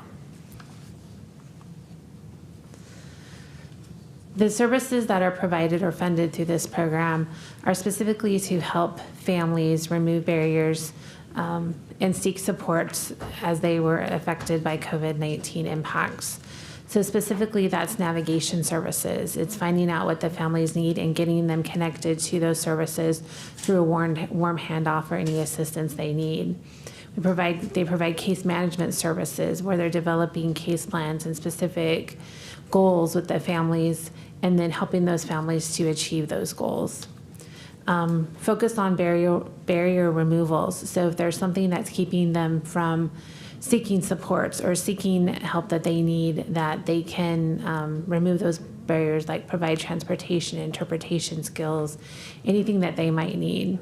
And then a big piece of it is the recovery support services. And this is anything to help families get through whatever barriers that they have, to support them in being a strong family, to support them in whatever it is that they might need. The goals of the Resource Center is to provide individual support for each family, finding out through an assessment what they need, and then supporting them to meet that need or that goal that they have. The partners that we have in this collaborative are Sierra Vista Child and Family Services, West Modesto Community Collaborative, the Center for Human Services, and AspiraNet. They have been around over 20 years, all of them running family resource centers in the communities that they serve. You can see here from the last contracting period, all of the services provided based on what point of contact or how much or what services the families sought out through the resource centers. Everything from referral for services, application help, enrollment in programs, case plans developed, those that completed their case plans and then met also their goals. And so you can see, in the, anywhere from 1,000 to almost 3,000 families would be served through these services. We also would highlight some of the biggest needs identified is through the housing stability support, so like rent, utilities, things like that for their home.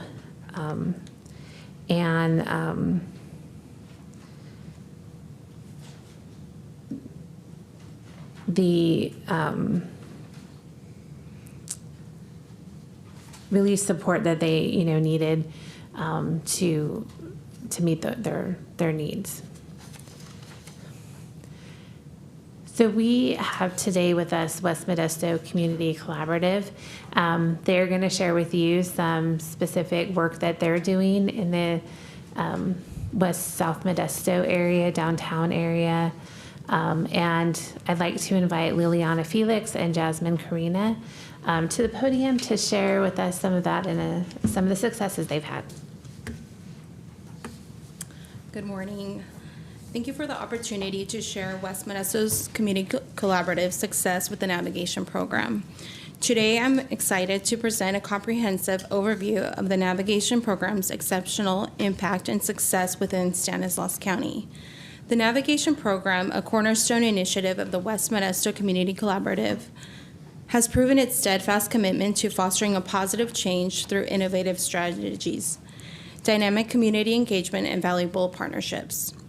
Our journey began with a clear mission to create a substantial impact in Stanislaus County. We aim to address the pressing needs increased by the pandemic while promoting equitable services, enhancing access to resources, and engaging the community in meaningful ways. To accomplish our goals, we first needed to understand the community we were serving. We engaged historically underserved communities with a specific focus on zip codes 51, 54, and 58, and collaborated with locally owned businesses.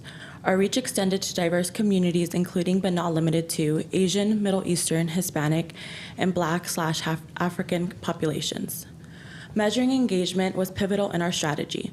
We employed a multi-phased approach, distributing navigation flyers at various events and utilizing the platforms of partner organizations tailored to specific audiences.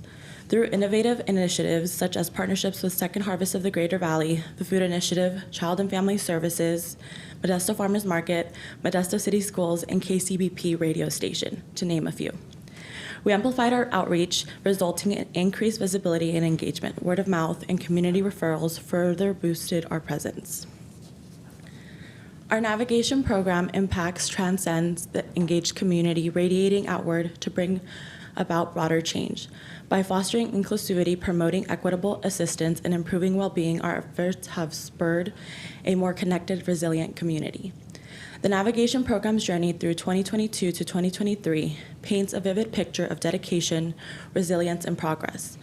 Through strategic partnership and equitable outreach, awareness campaigns, and proactive engagement, we've made significant strides in assisting families and individuals grappling with pandemic-related challenges. Before we conclude, I'd like to share a heartwarming example of the program's impact.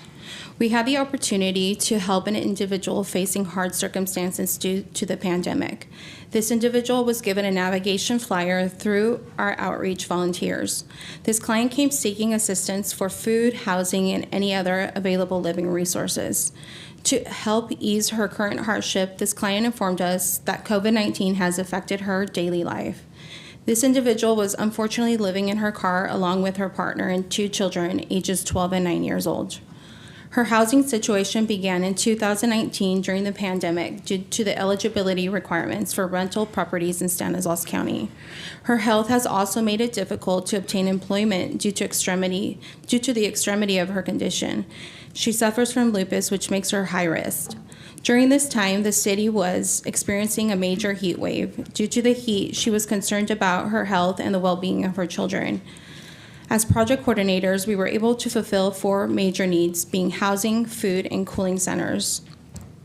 For food, she was provided with a $100 grocery gift card and a list of local food pantries within Stanislaus County, a $25 gift card to help with transportation so her children wouldn't have to miss school, as well as a list of cooling centers the county provided and housing information. This client went from transitional living to permanent housing through the Welfare Homeless Program and Community Housing and Shelter. In her own words, the services were extremely helpful. This is just an example of how the navigation program is impacting people's life. Thank you so much for your time. Thank you. I will now turn it over to Erlinda for the Farm Worker Resource Center grant. On December 20, 2022, the Stanislaus Board of Supervisors adopted a resolution authorizing the Community Services Agency to apply for the Farm Worker Resource Grant from the California Department of Community Services and Development.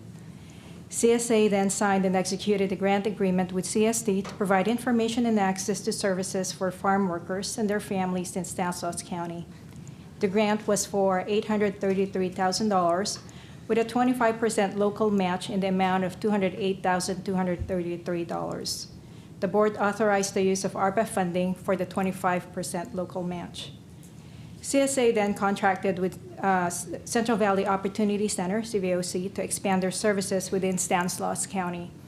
The grant period with CVOC is from April 1st, 2023 through May 15, 2024. The Farm Worker Resources Center became fully operational on July 5th, providing services in Modesto and Patterson. While the Farm Worker Resource Center was not fully operational until July 5th, CVOC were already tracking those that were identified as members of the farm worker community and the services that were being provided. On this slide, you'll see the types of services offered. During the first quarter, 49 farm workers received multiple services, which include labor and employment rights, legal services, employment assistance and advocacy, education, financial assistance, and emergency supportive services. CVOC had the ability to leverage other resources to provide services to the farm workers during the first quarter. Therefore, there were no expenditures to report for this time frame. It is anticipated that the next reporting period will include an increase in the number of services provided as of July 2023, hence increasing the number of people and families served. CVO's expansion includes the hours of operations to include Saturdays. Additional workshops, outreach events, and referrals for services are also being provided. CVOC has recently held a financial literacy class and a computer class for farm workers at the Patterson location. Additional workshops are also anticipated, such as wage and hour rights and claims workshops and information on equal opportunity for farm workers and safe access to water. Areas for increased partnerships are also being developed within the community. CVOC is working with Golden Valley to provide a presentation on health topics and provide information and referral for mental health services. They have also partnered with Health Services Agency to provide free flu shots and COVID vaccines to the farm workers. So with that, the staff recommendation is for the board to accept the update on Stanislaus County's $5,208,250 investment on ARPA funding for the provisions of navigation and case management services in the amount of $5 million, and the support of farm worker resource centers in the amount of $208,250 for fiscal year 2023. Thank you. Do we have any questions or comments? Terry? Just a couple quick ones, if I could. First, I want to thank the West Modesto community that came out, Liana and Jasmine. Thank you guys. Great presentation. And I know Perfecto left. He must have had to move on, go back to work. But just great stuff that's going on out there with you guys. What's happening out there at the King Kennedy Center and just in the community there. And I mean, it was evidenced by a meeting that we had recently that involved the housing that was going to take place on Vine Street right next door. And there was a lot of concerns about things that were going on. And hopefully we alleviated some of those concerns. But it was just great to see such a turnout for that meeting. 75 to 100 people were there. And I think that's all as a result of the work that you guys are doing and engaging the community and getting everybody involved. So thank you guys for what you're doing out there. Good stuff. And then, of course, Christine and Erlinda, thank you guys for the presentation. Very good. And so just real quick, the one slide back here, services provided to support the community, and it starts with referrals and works its all the way to stated goals. So achieving, so I'm assuming that's stated goals, we've achieved about a third of what we've wanted to achieve. Is that right? At least at this point, is that what we're saying? Am I looking at that correctly? 1,031 out of the 2,901 referrals. Just help me kind of read this. I'm just always looking for results. How are we doing result-wise?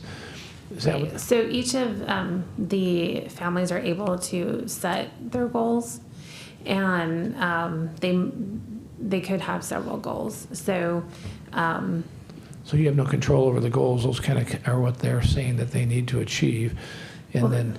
The resource centers would work with the families, obviously, to establish realistic goals and, Good, okay. and for the amount of time they're working with them and things like that. But there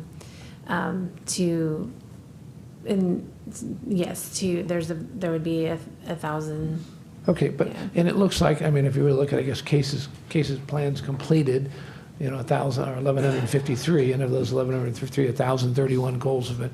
So I guess if you look at it that way, it's still a work in progress, right? It's still not, cases aren't completed at this point. Right. As well as some of the case plans developed might have happened in 1 year, and they're still working with the site. So. Okay, very good. All right, thank you guys. It's a great presentation. Thank you.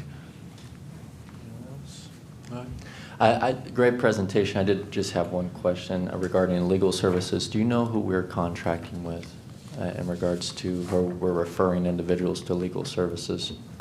What was shared with me is that they're being provided by a legal advocacy group. I don't have the specific name, but we could find out. Yeah, if you can follow up with that information, that'd be helpful. I know my office in the last couple of weeks have received requests for legal services from 3 individuals regarding immigration matters. So you'll have some more data to add to your next quarterly presentation on that. But thank you again for all the hard work you're doing.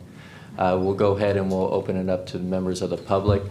Do any members of the public wish to comment on this item? Okay, seeing none, we'll bring it back to the board for further comment or action. Motions to approve. Second. Okay, we have a motion by Supervisor Buck-Condon and a second by Supervisor Chiesa. All those in favor? Aye. All those opposed? All right, passes unanimously, 5-0. Thank you again. Thank you. Thank you. All right, moving on, we have a PowerPoint presentation by Mr. Dave Lehman, and it's acceptance of an update on Stanislaus County's investment of American Rescue Plan Act funding to community infrastructure and county island communities. Mr. Lehman, good morning. Good morning, Chair Condit, Supervisors, CEO Hayes, County Council Bowes. Good morning. Danny Mauricio wanted to be here while I'm loading this up. He's doing his civic duty this morning. He's got jury duty, so he would have rather been here, though. So I brought with me Chris Brady, who's been working on this right along. There we go. So we're here to discuss our $55.8 million investment to community infrastructure. A little background right?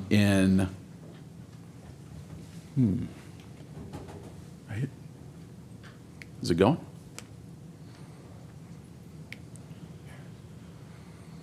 Cool. There we go. In May of 21, the Board of Supervisors approved various strategic priorities for the use of the ARPA funds. Of the $90 million, $50 million was assigned to community infrastructure for the urban pockets. At that time, there was $17 million reserved for additional consideration after the initial development of the funding priorities. And then in March 28, 2023, the Board of Supervisors approved the updated strategic priorities, and they increased the funding for community infrastructure from 50 to 55.8 million. And here's the funding distribution, which we've all seen before by district. 5.6 million for District 1, 4.7 for District 2, 10.6 for District 3, 12.2 for District 4, and 16.9 for District 5. And the project list is in District 1, Riverbank, it's Topeka, Santa Fe. Turlock is Kenwood Star for District 2. District 3 has Riverdale Park Tract.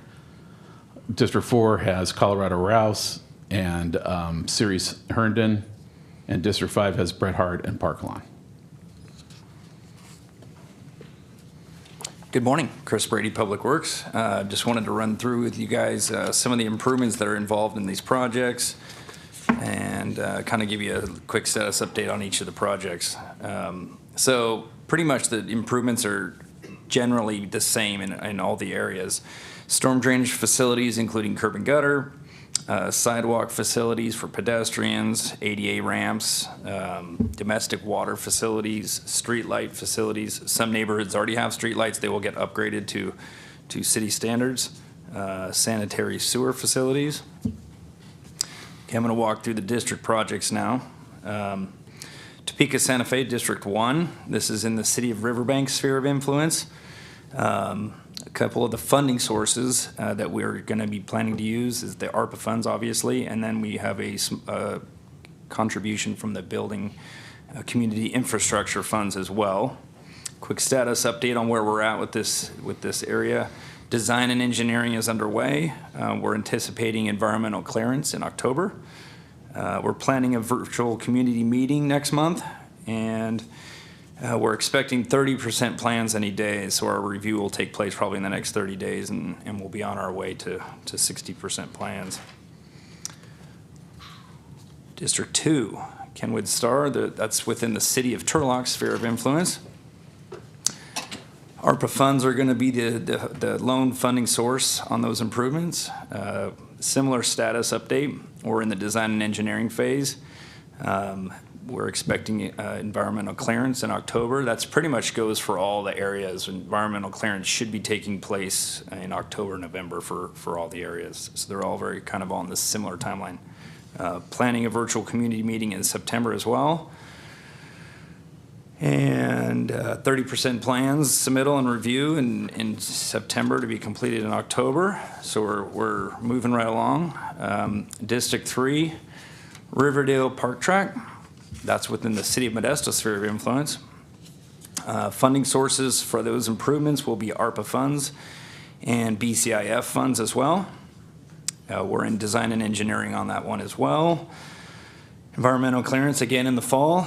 Planning virtual community meeting in September. And for all of these areas, we're starting off with the virtual community meeting. We heard loud and clear that's what folks really wanted to start with. And then we plan to come back later this calendar year for an in-person community meeting. So kind of just introducing the projects to everybody virtually, and then we'll be going to their individual neighborhoods later this calendar year. Status, 30% plan submission, and we have 30% plans now. And that review is underway. District 4, Rouse, Colorado. That is also within the City of Modesto sphere of influence. ARPA funds are the primary funding source there. I'd like to also add that City of Modesto is throwing in a contribution of $5 million towards that project as well. Status there is we're also design and engineering. That's kind of just the big push right now. Environmental clearance in October. Let's see, another community meeting planned in September, and we actually have 30% plans coming. Actually, we don't have those in hand. It says August. We do not have those 30% plans yet. We're expecting those next month. District 4, Herndon. That is in the City of Ceres sphere of influence. Again, ARPA funds and BCIF funds will be contributing to those improvements. We do have actual 30% plans on this area. So we're in design and engineering, environmental clearance in the fall again, planning virtual community meeting in September. And so we should be getting comments back to our designers next month on this. So we'll be kind of scooting the engineering along hot and heavy in all these. District 5, Bret Harte. City of Modesto, sphere of influence. ARPA funds, the primary funding source there. Supervisor Condit has successfully gathered some additional funds which will be distributed to his district projects. So those will help. Design and engineering phase, obviously. Environmental clearance again this fall. We did already hold a virtual community meeting on August 17th for this neighborhood and the Park Lawn neighborhood, and that was very successful. Thank you, Supervisor Condit, for attending. Got a lot of positive feedback from that as well, and we will be going back out to those neighborhoods as well later this calendar year for an in-person, kind of more intimate community meeting. And we do have 30% plans in hand on this neighborhood, so those are being reviewed as we speak. Sphere of influence for number 5, Park Lawn neighborhood, is also City of Modesto. The ARPA funds are the primary funding source, along with the additional funds that I had just previously mentioned that Supervisor Condit was successful in bringing in. Status on that is design and engineering phase. We do have plans in hand on that one as well, so we're looking at those. We should have environmental clearance again this fall, and held the public meeting, the virtual public meeting in August, or a couple weeks ago. And yeah, so we're looking to get those 30% plans reviewed and back to the engineers, and hopefully get some 60% plans going late this fall, early winter. So, the staff recommendation. Go ahead. Accept an update on Stanislaus County's $55.8 million of American Rescue Plan Act funding to community infrastructure in county island communities. And staff is available for questions. Okay, do we have any questions or comments? So, go ahead, Vito. My concern has always been the same: capacity to do all of these at the same time. There's this huge flush of money. Costs are going to escalate over years. Best to get them done today. Do you have the capacity to deliver these projects? No, I've said this before. Right. I don't think we have a choice, Supervisor Chiesa. I mean, we're going to get these done. You know, look, we got a timeline. We're going to meet it. So all these will be out to bid before December, and awarded back to the board, awarded before December 31st next year. So staff's committed to it. If we had to pull additional resources in, which we will at some point to get these things out to bid, send these projects down to design, Morgan Road, once they're all packaged up, and the design group will be bidding these out. And where we plan on going, just whichever one is first, you know, and it's probably, they're all high priority. It's just each one of them is going to encounter its own unique issues along the way. And one of the projects, don't know which one yet, is going to be ready first. And we're going to go out the door first with whatever's ready first. And then it'll just be boom, boom, boom after that. And you're right. I mean, the contractors around here, there's not endless capacity, and there's a lot of money here, but we'll get bidders, I'm sure. And $55 million is really more than that. Another $15 million, which are going to be added on to some of these projects or create other projects. So I think this is great. I just like to ask that publicly, because if you need help, you ask for help, right? Right. All right. Thank you. All right. Any other questions or comments? Okay, we will go ahead and open it up to the public. Do any members of the public have any questions or comments on this item? Okay, seeing none, we'll bring it back to the board for further comments or a action. Move to accept the staff update. Second. Okay, we have a motion by Supervisor Chiesa and a second by Supervisor Buck Condit. All those in favor? Aye. All those opposed? All right, passes 5-0 unanimously. Thank you very guys. much. Thank you. Appreciate it.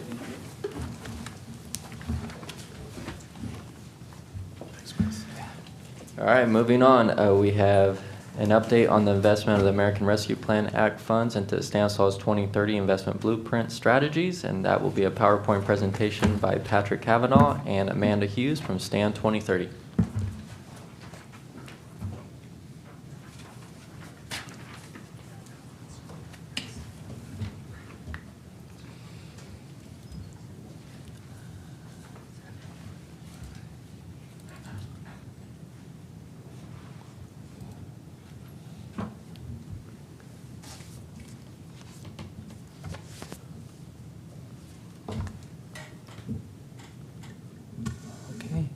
Good morning, Chairman Condit, members of the board, CEO Hayes, County Council Bowes. I'm Patrick Cavanaugh. I'm Senior Management Consultant with the county's Chief Executive Office. I am actually just going to really just hand it over to Amanda Hughes to go through the presentation for us on the Stanislaus 2030 initiative. She is the Executive Director of Stanislaus 2030, and with that, I'm just going to hand it over to her, and she'll go through the presentation. Thank you. Thank you, Patrick.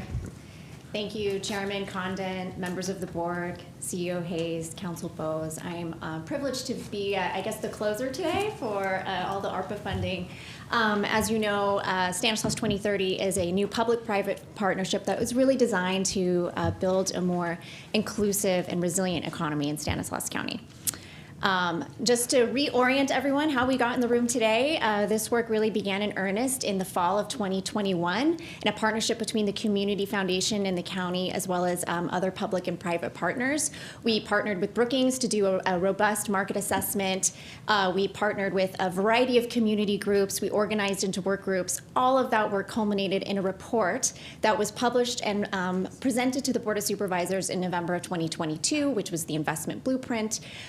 We came back to the board in the spring of 2023 to help secure funding to operationalize some of the big ideas in the blueprint and really creating governance structures to be able to advance work around the trade sector, job development, as well as the other portfolios of work in the investment blueprint.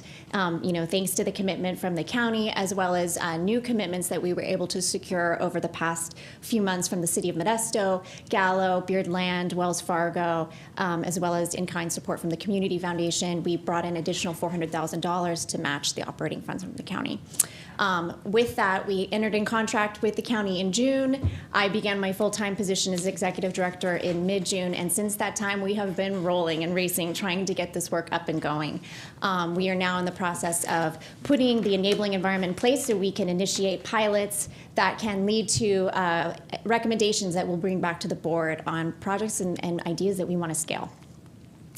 So high level, these are the partners that have invested in the work. The Community Foundation is the fiscal sponsor, so really providing the backbone support for the new public-private partnership. And these are some of our funding partners that are contributing to this work to date. So the structure that we have put into place to support the governance of Stanislaus 2030, at the top we have an independent advisory committee that I'll talk about in just a second, but is really to oversee and ensure effective implementation of strategies related to the investment blueprint. The executive director is me. My role is to help coordinate activities to advance program delivery, organize local government partners around resource development, grant writing, anything to advance high-level strategies in the investment blueprint, as well as coordinating any areas where we need to do advocacy and policy work to address gaps in services. We are also setting up a platform to monitor and track our progress over time, so we have an evaluation and accountability structure in place to report and track progress back to you. So since we started, it was a race to get up our independent advisory committee. We opened up a recruitment process at the end of June. We were able to select advisory committees in July with the help of CEO Hayes and Marianne Cannon as one of the original co-chairs, as well as the co-chairs from Stanislaus 2030, Dylan Alvaro from Beard Industrial and Yamalet from Golden Valley Health Centers. We are really proud of the individuals that have applied and been selected. It really does represent geographic diversity, various community perspectives, and also sector experience that we were looking for to help ensure that we had a balance of perspectives on this independent advisory board.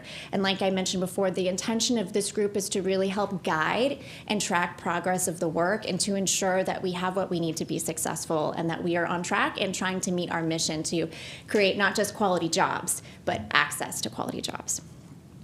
So this is kind of our North Star. The investment blueprint is really what we're considering to be a living document. There's great aspirations in that blueprint, and not all of them are going to be realized right away. And we're in the process right now of vetting and testing and ensuring that the programs that we bring back to you have scalability. So we're organizing partners right now, going through the process of really looking under the hood of the investment blueprint and seeing which ideas are ready to go and which ones need a little bit more work.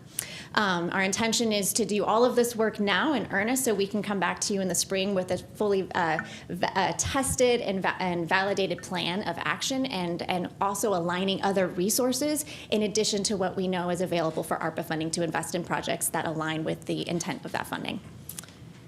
These are, as you recall, the 5 focus areas: trade sector development around the bioindustrial manufacturing sector, which is being led by Karen Warner, which is housed at Opportunity Stanislaus, as well as these other focus areas around innovation and small business development. How do we ensure we have a really robust talent pool that's connected to good jobs locally, making sure that we have the enabling environment in place and good governance, and that we're building the capacity of our local municipal partners and their understanding of how to invest and build an inclusive economy, as well as addressing key barriers to jobs and training, which for us, which was really loud and clear, was around childcare and how that was a huge barrier for families entering the workforce. So I'm just going to give you some brief highlights. Most of this are in detail in the report that we included in your agenda packet. But what you can expect to us by the end of by spring 2024 is we are going deep right now into the whole ecosystem around the small business environment. We had a wonderful planning session in early August with over 15 community partners from Valley Sierra, SBDC, Workforce Development, some of the local CDFIs that Joe was talking about earlier were in the room with us, as well as all the players like our chambers that are working already to invest in the technical supports needed for small businesses. We're learning some interesting things. We all define small businesses differently. We know that we're missing some key roles in our ecosystem, particularly around capacity support and innovation. So we're testing out that work right now. We're getting more data. We're actually doing a lot of interviews, and we'll be doing a lot more empathy interviews over the next couple weeks as well, all with the intention to build an actual roadmap around the small business ecosystem with clear strategies that we want to test and pilot and invest in, and making sure that we have shared agreement with all of our partners around what roles they want to play in making this work real. Just a sample of the partners at the table. We're really proud of the diversity of this group, and we're going to be growing it. We'd love to see all of our municipal partners represented on this group, as well as any chambers that are missing. So we're actively seeking them out right now. Moving on to childcare, I think the big statistic that I shared earlier was that in order to meet workforce demand, we needed 36,000 childcare slots. We're narrowing down our focus to infant and toddler childcare because we know that's on fire. So we're really focusing on the 17,000 slots we need for infants and toddlers. We've contracted with Nurture, which is a nonprofit organization that's really helping us address some of the gaps in the care economy, particularly around childcare entrepreneurship. We are launching what we're calling an in-home childcare expansion project. I'm sure you've probably seen in social media, but we have advanced a pilot to really test and build out in-home childcare businesses in Stanislaus County. We wanted to pilot something now so we can learn about where are the gaps and the challenges in recruiting entrepreneurs into childcare. How do we get the right messaging out there? So we have 30 entrepreneurs that are actually in our pilot right now, receiving supports. They're going through a 12-week curriculum. They're kind of telling their friends and inviting more people into the mix, so we're growing the work as we go.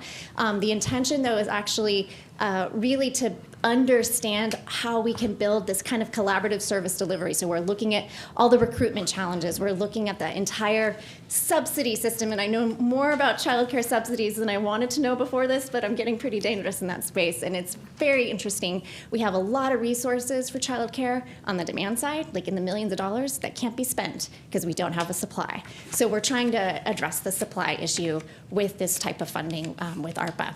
We're also looking at how we can reduce the amount of time it takes to get up and licensed, and in how we can align resources that already exist for training, with our partners at Workforce Development, Valley Sierra, SBDC, so we can bring all those resources into play so we can invest in the training side for these entrepreneurs, and then the remaining funds can help them get their startup up and going. So our intention is to test this out in addition to some other ideas that we have around working with employers and their childcare needs, as well as potential childcare cooperatives. So we're just trying to, we're getting things going now, and you're gonna get a more robust plan in the spring. So on to talent development. The big area that we're focusing on is around the manufacturing sector, because based on the data from Brookings, we know there's a lot of existing openings that are good paying jobs that aren't getting filled. The work we're doing right now in partnership with Gary Bodette Consulting is helping to lead kind of some project management around mapping out the strategic workforce needs of our manufacturing sector. So we've identified a core list of 10 to 15 mid to large size firms that have existing workforce challenges. We're going to be getting them together, really mapping out like what are their workforce needs over the next 3, 5, 10 years, taking that data with all of the education partners that we're starting to coordinate and organize around, and then mapping that out to the existing programs that either exist or don't exist, and what do we need to scale to meet that gap in training.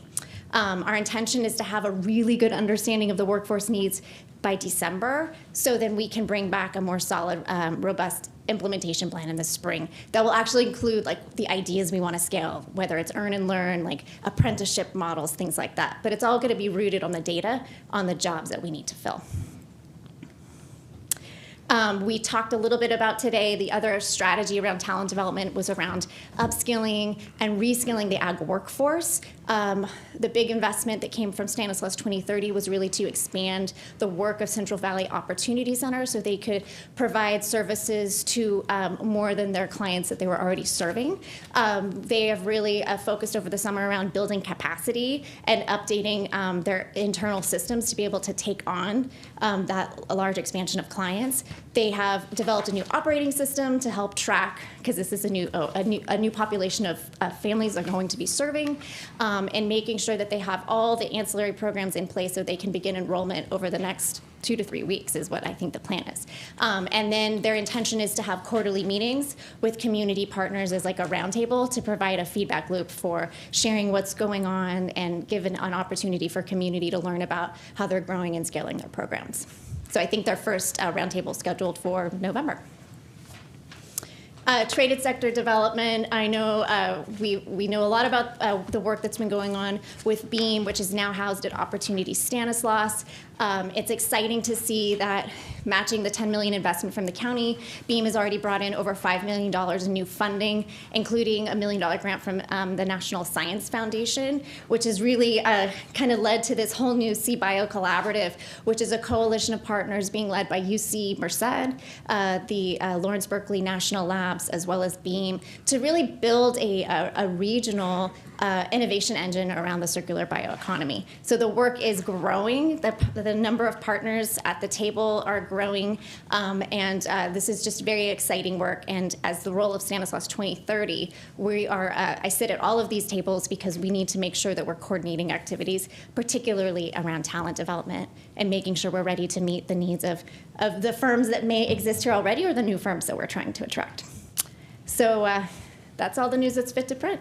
All right. Thank you. And we just have one staff recommendation today, and it's to accept an update on the investment of American Rescue Plan Act funds into Stanislaus 2030 investment blueprint strategies. And with that, if there's any questions. Awesome. Great job. Any questions or comments from the board members?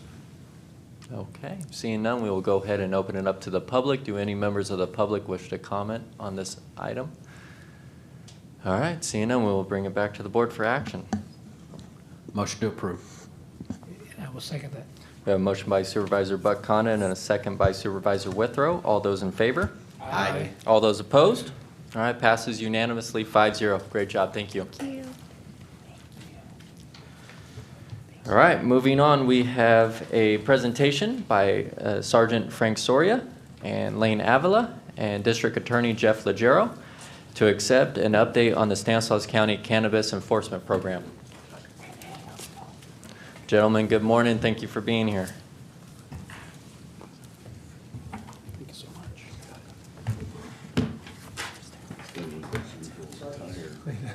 I think Sergeant Soria is going to get us started, and while you're bringing it, oh, so you're already up? You ready to roll? Right here. Okay, let's go. Good morning, everybody. Good morning.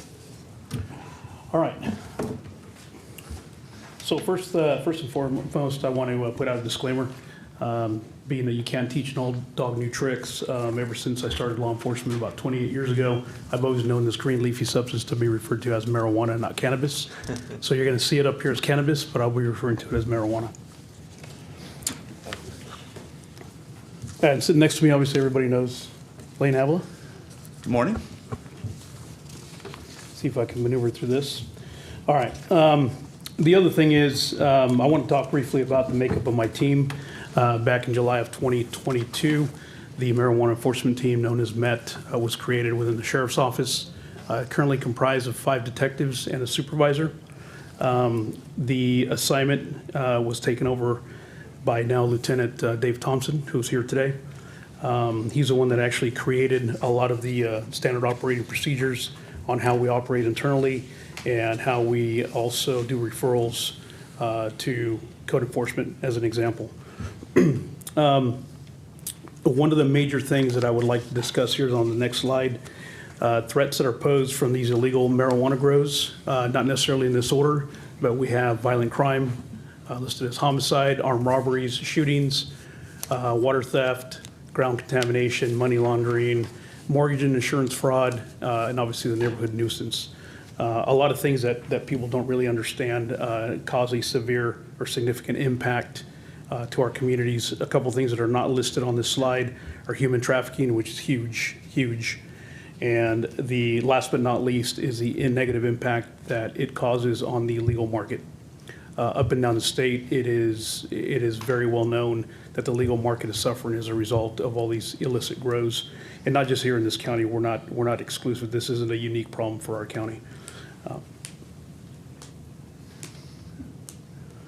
Just a couple pictures just to kind of document the stuff that we deal with. In addition to the negative impacts of the community, I also need to discuss the negative impacts that it poses on our staff.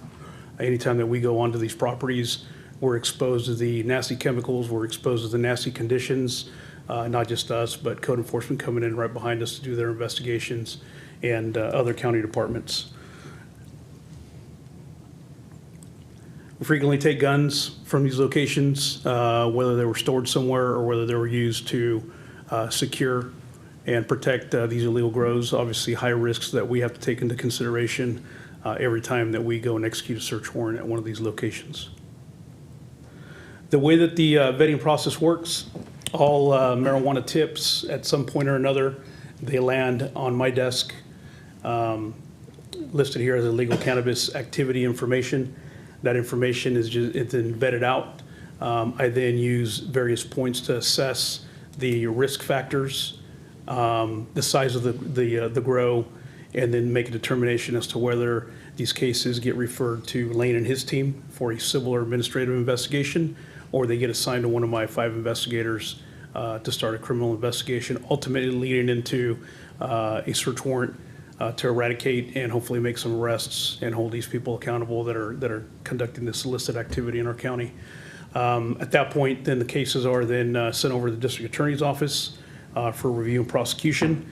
And kudos are going to go out at this point to the DA, Jeff Legero, who's here today. Out of the 70 cases that I will be presented on here shortly, or 70 arrests that we've made in this fiscal period of middle of 22 through middle of 23, every single case has gotten a criminal filing. Not one case has been rejected. Kudos to my guys for thorough investigations, but more so kudos to the DA and his team for their diligence and commitment to this program and making sure that these people are held accountable.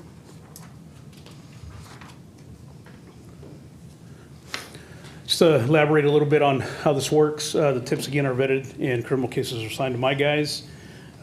Typical criminal investigations can take 1 to 4 weeks to complete, and that's from basically receiving the tip through the vetting process up to and including all the groundwork that is necessary through by our analysts, ultimately into the work that our criminal investigators put forth to search warrant to completion. Follow investigations are very important, even more so than the initial investigation at times, because we're in the business of trying to take these people out of business, put them out of business, and the only way we're going to succeed is by going after assets, going after anything and everything that they have, going after their bank accounts. The days of doing what I called hits or high intensity activity, that would be identifying these grows, going in, eradicating the grows, and then moving on to the next one, only to leave these people the ability 2 or 3 days, 2 or 3 weeks later to come back and reestablish their grows. We need to focus on long-term investigations to deal with the problem and to put them out of business. If we can't put them out of business, they're going to continue to do what they do. Sheriff's Office investigates large illegal grow operations and conducts asset forfeiture investigations. I covered part of that. I'm going to refer to as backyard grows as something that code enforcement deals with. It's very, very significant what they do, as you will see here in the reporting numbers when Lane takes over, regarding the amount of cases that they've investigated and their successes in the program on the administrative or civil side. Typically what we do is anything that doesn't meet the higher risk threshold is what gets referred over to his agency to deal with. For obvious reasons, they're not peace officers. They're going in blindly to a lot of these locations. So it's incumbent upon us at the Sheriff's Office to make sure that we vet these locations and vet these individuals that we have information on to mitigate that risk on any cases that we send over to Lane and his team. For the fiscal period, Sheriff's Office numbers look like this. We made 70 arrests, seized and destroyed approximately 35,000 plants. Same thing with the processed marijuana at about 2,100 pounds, seized 68 firearms and approximately $2.5 million in U.S. currency through asset forfeiture, and 2 real properties that were also seized through the asset forfeiture process. Lee? So on the code enforcement side, we do take the smaller properties that the Sheriff's Department hands over. I have one code officer that is assigned to the MET team and to illegal cannabis that we find on the smaller properties. That officer will go out with the MET team on the cases that they have, that they remove the cannabis on, make their arrest, and we make sure that all the buildings and structures, electrical hazards, everything's taken care of on the code enforcement side. On the code enforcement cases, it's a little bit separately different. We go out and approach the properties, identify that the cannabis is on the property, and ask the property owners or the tenants to remove all the cannabis from the property. We give them 3-day notice to take care of that, and we come back within 3 days, make sure that it's gone. If it is, we'll start addressing the illegal structures, the same thing, the electrical, plumbing, everything that's been built on the property that would require building permits. So through this process, we also work with the building department to make sure that the permits are being issued and that compliance comes up to the properties. So when the one officer goes out, they check everything on these properties. Through the case that we've had, the numbers that we have on here, so the stats show that we had 107 code enforcement complaints of illegal grows in this time. Went out, and then 29 of those were unfounded. So when the complaints came in, we went out there, the cannabis was removed. We still had some cases that remained with some illegal structures that we dealt with at the time. So out of the 29, we had 78 cases were open out of the 107, where the code officer had over 64,000 plants removed from the properties. Out of the 78 that were remaining, majority of those cases had the cannabis removed within 13 days. We have a process set up of a 3-day notice, and then we have a 10-day notice after that. If they don't comply with that, we'll start doing a daily fine onto the properties. Once the daily fines start, they'll be accrued for up to 90 days. Through the 90 days, we'll decide we'll take them to civil court and take the properties from them if they're either through foreclosures, or if it's going to be something like a receivership or something like that.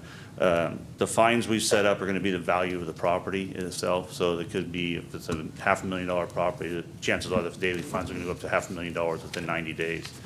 As we found out this process that we've set up, we've had a appeals set up for everything in there. None of them have appealed anything. And within 30 days, before we even started daily citation, we've had 100% compliance. Everybody's moved everything from the property related to the illegal cannabis. The structures and everything else kicks into another aspect. That takes a longer time. It seems to, we got garage converted, barns converted, sheds converted, illegal structures that are added in the backyard. So we have to make sure that those are all taken back on there. So out of the cases that we've had combined with the MET cases that we do, once again, we go out with the MET team on all theirs for the structure part itself. That generated over 73 general inspection permits that were required. We required them to get permits from the building department, and those are going to be the general inspection permits. They go into the building department with our notice and order that we've issued. They say that the list of violations that are there, they'll issue a general inspection permit. The building inspector will go out days later to then take a closer look at the violations out there that they see that's associated with the illegal grows. the building inspectors will then give another list of corrections and tell the property owner to come in and get another permit that's going to be specific to the violations that they found. And then they'll go ahead and follow up with inspections after that to make sure those are taken care of. So during this time, the code enforcement officer that has the cannabis case turns it over to our regular code enforcement team who's assigned to that area, and they'll follow up on all the building inspections with the building inspectors when they go out and take a look to make sure that everything comes into compliance.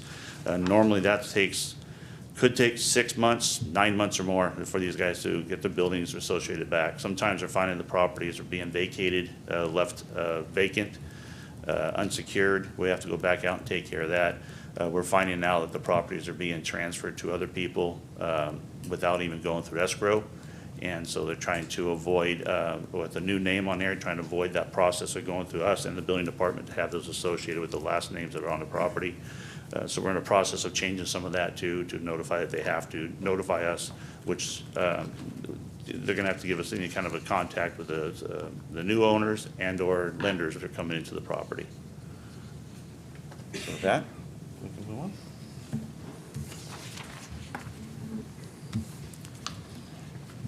Good morning. Morning, Chairman Condit, members of the board, CEO Hayes, County Council Bowes. It's good to see you all this morning. Thank you for letting me participate in this update. And thank you, Sergeant Soria, for the kudos. I appreciate that. This is a collaboration between agencies, and it really reflects on the investment that the county has made to combat illegal cannabis operations. The numbers that you see in this slide, 84 felony cases have been filed, 58 misdemeanor cases filed, and have resulted in 71 convictions thus far for fiscal year 2023. To put those in perspective, the last time we reported for 1920 fiscal year, there were 109 cases issued, 42 were felonies, 67 misdemeanors, resulting in 36 convictions. So as you can see, we've doubled the felony cases filed, and we've almost doubled those convictions. So that's a reflection of the quality of the investigations that we're getting from our partner agencies and the amount of efforts that they're putting into these investigations to make sure that they're a case that we can prosecute. It also reflects the collaboration that we have. We have a number of agencies that we collaborate with, and it kind of emphasizes the reason why we care about going after these illegal grows. We work with the Water Resources Board, Cal EPA, Environmental Resources, so Fish and Wildlife. So there's a lot of agencies that are involved in our environmental quality that we work with, and that's a direct reflection on the negative impact that these grows have on our environment. With that, it also reflects the commitment that my office and the Sheriff's Office in particular have made in enforcing cannabis laws. My office has a Chief Deputy District Attorney, Wendell Emerson. He's kind of the point on this. He's the liaison between the agencies, and we found a Deputy District Attorney and she is very concerned about the environment, and we thought that she would be an excellent resource to support the marijuana cases and how to approach them from an environmental standpoint, how to enforce the laws that were on the books, and actually make an effective marijuana enforcement team.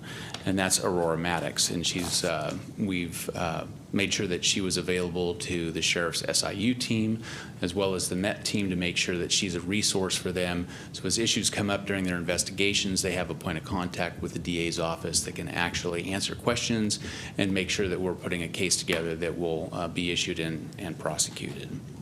So that being said, I wanted to thank the Sheriff's Department for their collaboration and all the work that they've done with us and the support that they've given us to provide cases to us that we can prosecute to carry out the board's wishes.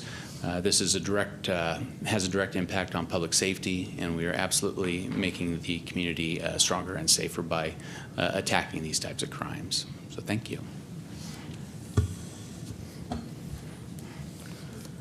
Okay, in May of 2023, the California Board of State and Community Corrections, Proposition 64, Public Health and Safety Cohort 3, it's a mouthful, awarded the Sheriff's Office approximately $3 million in grant funding, which will add effectively to our team a deputy sheriff as an investigator, a crime analyst that is going to be doing nothing but marijuana investigations with the team, a community service officer to assist us in a support role, and a part-time media relations person, along with a dedicated code or zoning enforcement officer.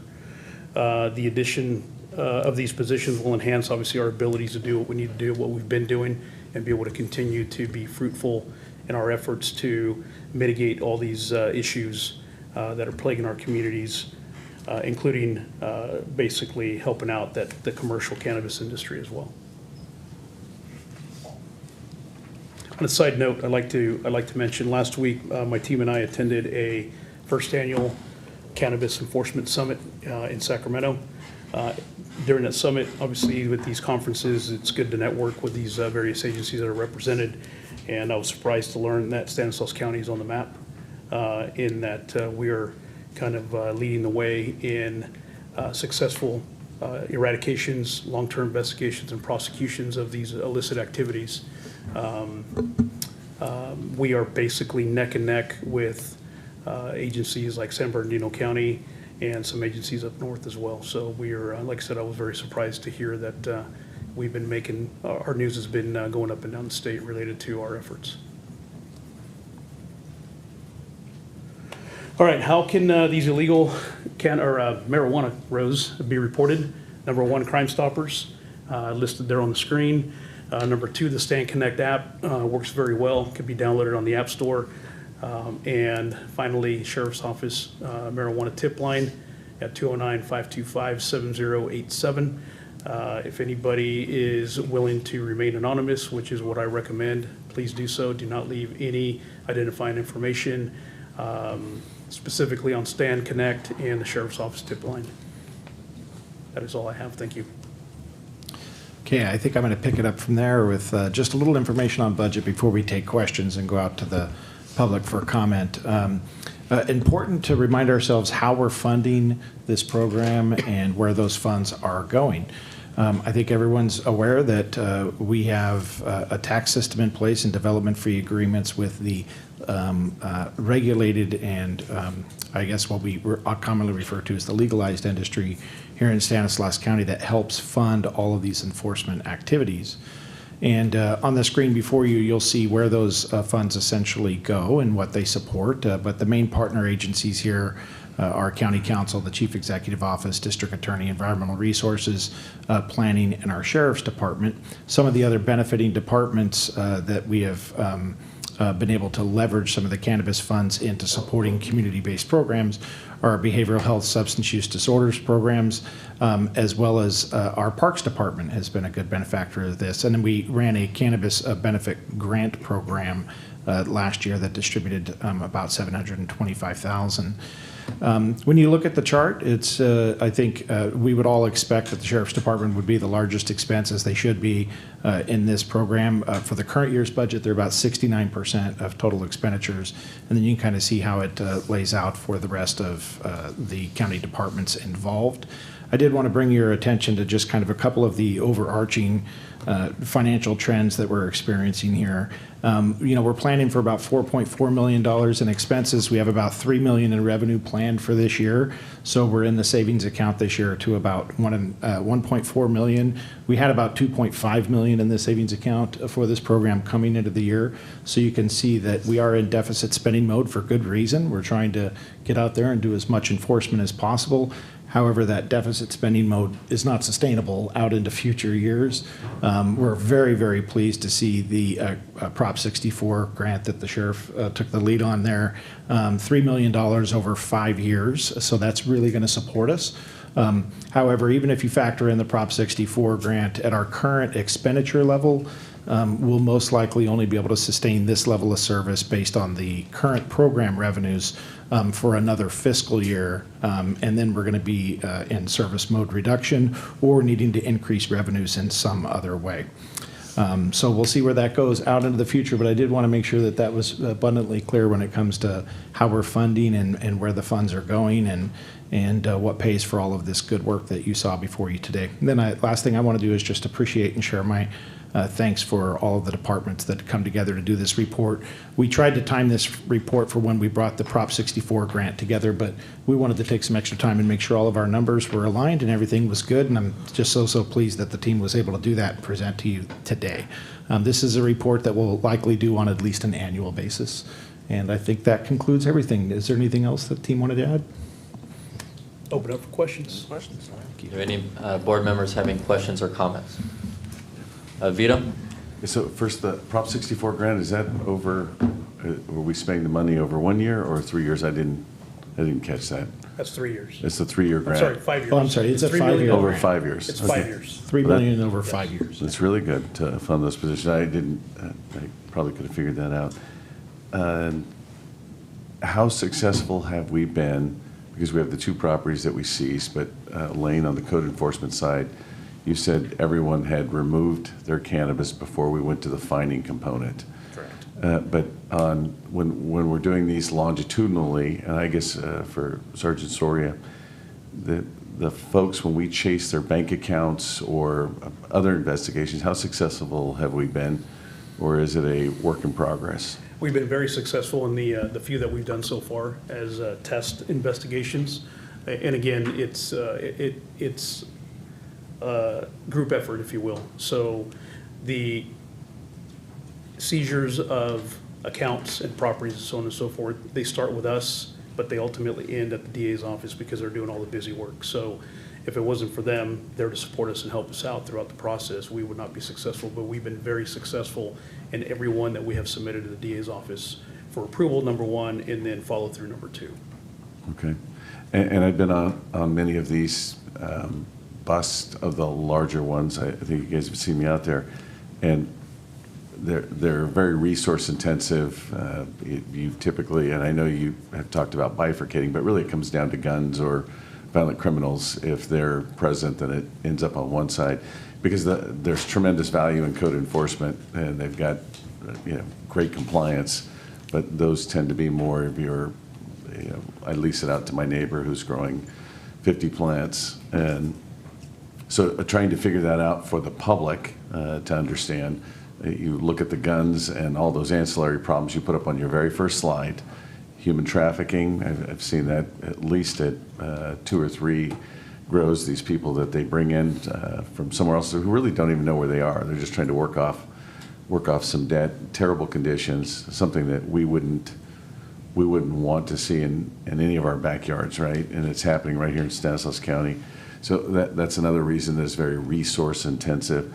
I will tell you, when you talked about Stanislaus County at the state having some recognition, at CSAC, there's a cannabis working group that I've been participating in, and most people feel that the 15% tax that the state is receiving, that there wasn't enough value coming back. And I haven't heard that from the sheriff or any of the associated agencies, because they come and participate. We have 2 weeks out of the year where we do Green Week, but we've gotten good resources back from the state to help, lack of a better word, subsidize some of our resources. But most counties feel like they're not getting any value for that 15% tax.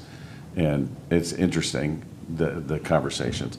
Last question was the felonies versus misdemeanors and for DA Legero.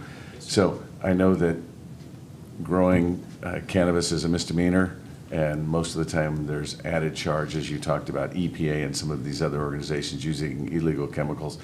Is that typically what differentiates, or is it the gun component? It's a combination of both. We get gun enhancements on some of these cases where you have prohibited person in possession of a firearm, or they're armed while they've got drugs in their possession. The cultivation statute itself has subsections that make it a felony, primarily when you are damaging the environment. But the guns come into play, human trafficking. So a lot of times we will have a cultivation charge or a possession for sales charge, but there are other charges that come along with that will trigger state prison or other punishment. And does EPA or any of those ancillary agencies, state agencies that really have a bigger hammer, or on the federal side, do they have to be present on the inspection, or are we a proxy for our ag commissioner is it a proxy for? They don't necessarily need to be present. A lot of times we'll make phone calls up to Cal EPA and say, hey, we came across these chemicals, and I think Sergeant Soria can talk to that a little bit more, but we'll make a phone call and they'll do the research on it and let us know, yep, that's banned chemical, and there's charges that come along with that as well. And last question, because I know there's a lot of frustration about, you know, if you find someone with 1,000 plants and no other issues, right? It's a misdemeanor, whether it's 20 plants or whether it's 1,000 plants. But misdemeanors, 3 misdemeanors, you could actually end up with a felony charge if. So the third. On the third one. Under that cultivation section, if you've had 2 prior convictions for it, we can charge the felony. Yeah. So there's a reason we charge people with misdemeanors, even though it probably is a lot of time and energy for the first one. But if we don't do that, then there's no disincentive for them not to do it again in the end. Exactly. So, again, to the team, and I see your teams back there, and I don't want to mention their names because I don't know if they want their names mentioned, but to Frank, to you, and Lane, and Jeff, the teamwork is unbelievable. This is what, you know, this is what the public demands all the time, is that we work together, not just together, because this is internal, but working together with cities and try and make a better mousetrap all the time. And I love to see it. When we can prove we can do it internally, then it's very, very easy to expand out.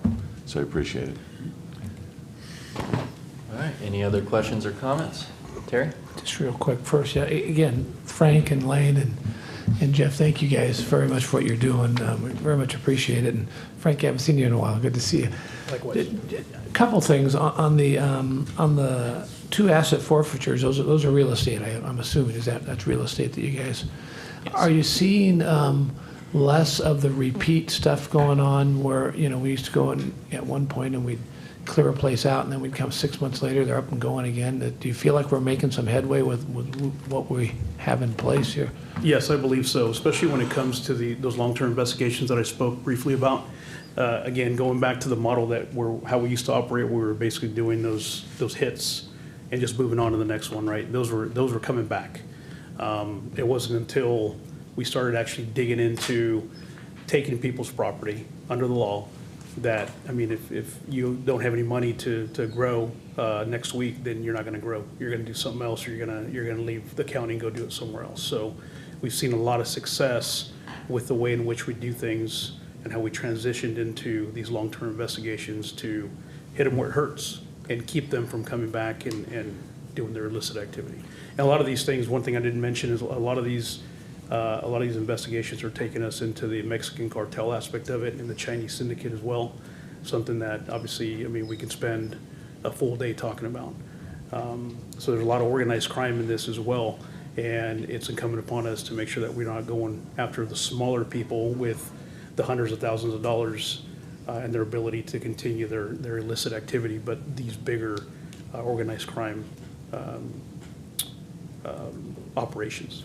Yeah, that's great, because I'm sure most of the time the people you're dealing with are just the worker bees that are stuck there, like Vito says, trying to pay off their debt or whatever. So that's great. I mean, you guys are superstars what you're doing out there, and we very much appreciate it. So last thing is just, in your gut, do you feel like we're making progress, like we're making headway here? I know we're in California. There's, you know, we got our hands tied with so many things, but you think with what we have in place, what's going on here in this county, I mean, you guys feel like you can see some movement, like it's getting better. I mean, do you feel that? I'm sorry, that's just a general question for you guys. In my opinion, I think we are making a dent slowly but surely. We're being successful, and again, we just need that continued support from the board and the CEO to make sure that we continue to move forward and make an impact as we have been. Perfect. Good. Yeah. In the past, when the cost of doing business was a misdemeanor, credit for time served type of punishment, now we're hitting them financially. And that's where I think we're going to see the biggest impact. And that's why we're going after properties. We've involved the state, the Bureau of Cannabis Control. They're pretty good about identifying properties by APN. And if there's an illegal grow, they will take action. So it's a more significant pain to do business here in Stanislaus County. That's what we want. That's perfect. And I know Lane and I have sat in on a few meetings here recently, and where we're shutting power off to people's places and doing all kinds of things that really just get to them, eventually get to the landlord, is what we're doing here and making progress. So thank you guys very much for all you're doing, and you know you got our support. So Thank you. Thank you. If there are no further questions or comments, we'll open it up to the public. Do any members of the public wish to comment on this discussion item? Okay, seeing none, we'll bring it back to the board for action. Motion to approve. Second. Motion by Supervisor Chiesa, second by Supervisor Buck-Condit. All those in favor? Aye. All those opposed? All right, passes 5-0 unanimously. All right, correspondence. This board has received the claims as noted on the agenda. Acknowledge receipt of claims and refer as recommended on the agenda. Board of Supervisor reports. Do we have any reports? Vito? Just a quick one. On Saturday, I was able to go to the Carnegie Art Center where the Youth Poet Laureate was announced, and I'm going to try and see if I can get her to come and do one of her poems here. She was awesome. Very cool. All right, moving on to Legislative Fiscal Management Report, CEO Hayes. Just two items to report quickly. Wanted to let you know that we did sign on to a California Counties Association letter opposing AB 505 regarding proposed changes to oversight of local juvenile detention facilities. We also submitted a letter on behalf of the Board of Supervisors to support the Turlock Subbasin's Groundwater Sustainability Agency's application for what's called the Regional Resilience Planning and Implementation Grant Program, and we hope that they are successful in that. That concludes my report. All right, awesome. And we do have closed session today. Yes, we have closed session. We have a conference with legal counsel, existing litigation pursuant to Government Code Section 54956.9, Subdivision D1. We have 3 cases to discuss. Taylor Webb et al. Versus County of Stanislaus et al. That's in the United States District Court, Eastern District of California, and the case number is 19 CV 01716. And Jeremy Westfall versus County of Stanislaus et al. That's in the United States District Court, Eastern District of California, and the case number is 21 CV 00283. I'm sorry, that's 00283. And the third case is County of Stanislaus versus Yiha Ahmed Qasim Shahabi as trustee, and that's in the Stanislaus County Superior Court. The case number is CV 22005023. With that, appropriate for public comment. All right, any members of the public wish to comment? All right, seeing none, we will go ahead and adjourn this meeting at 12 o'clock on the dot. Thank you to Deputy Gingrich for looking over us today.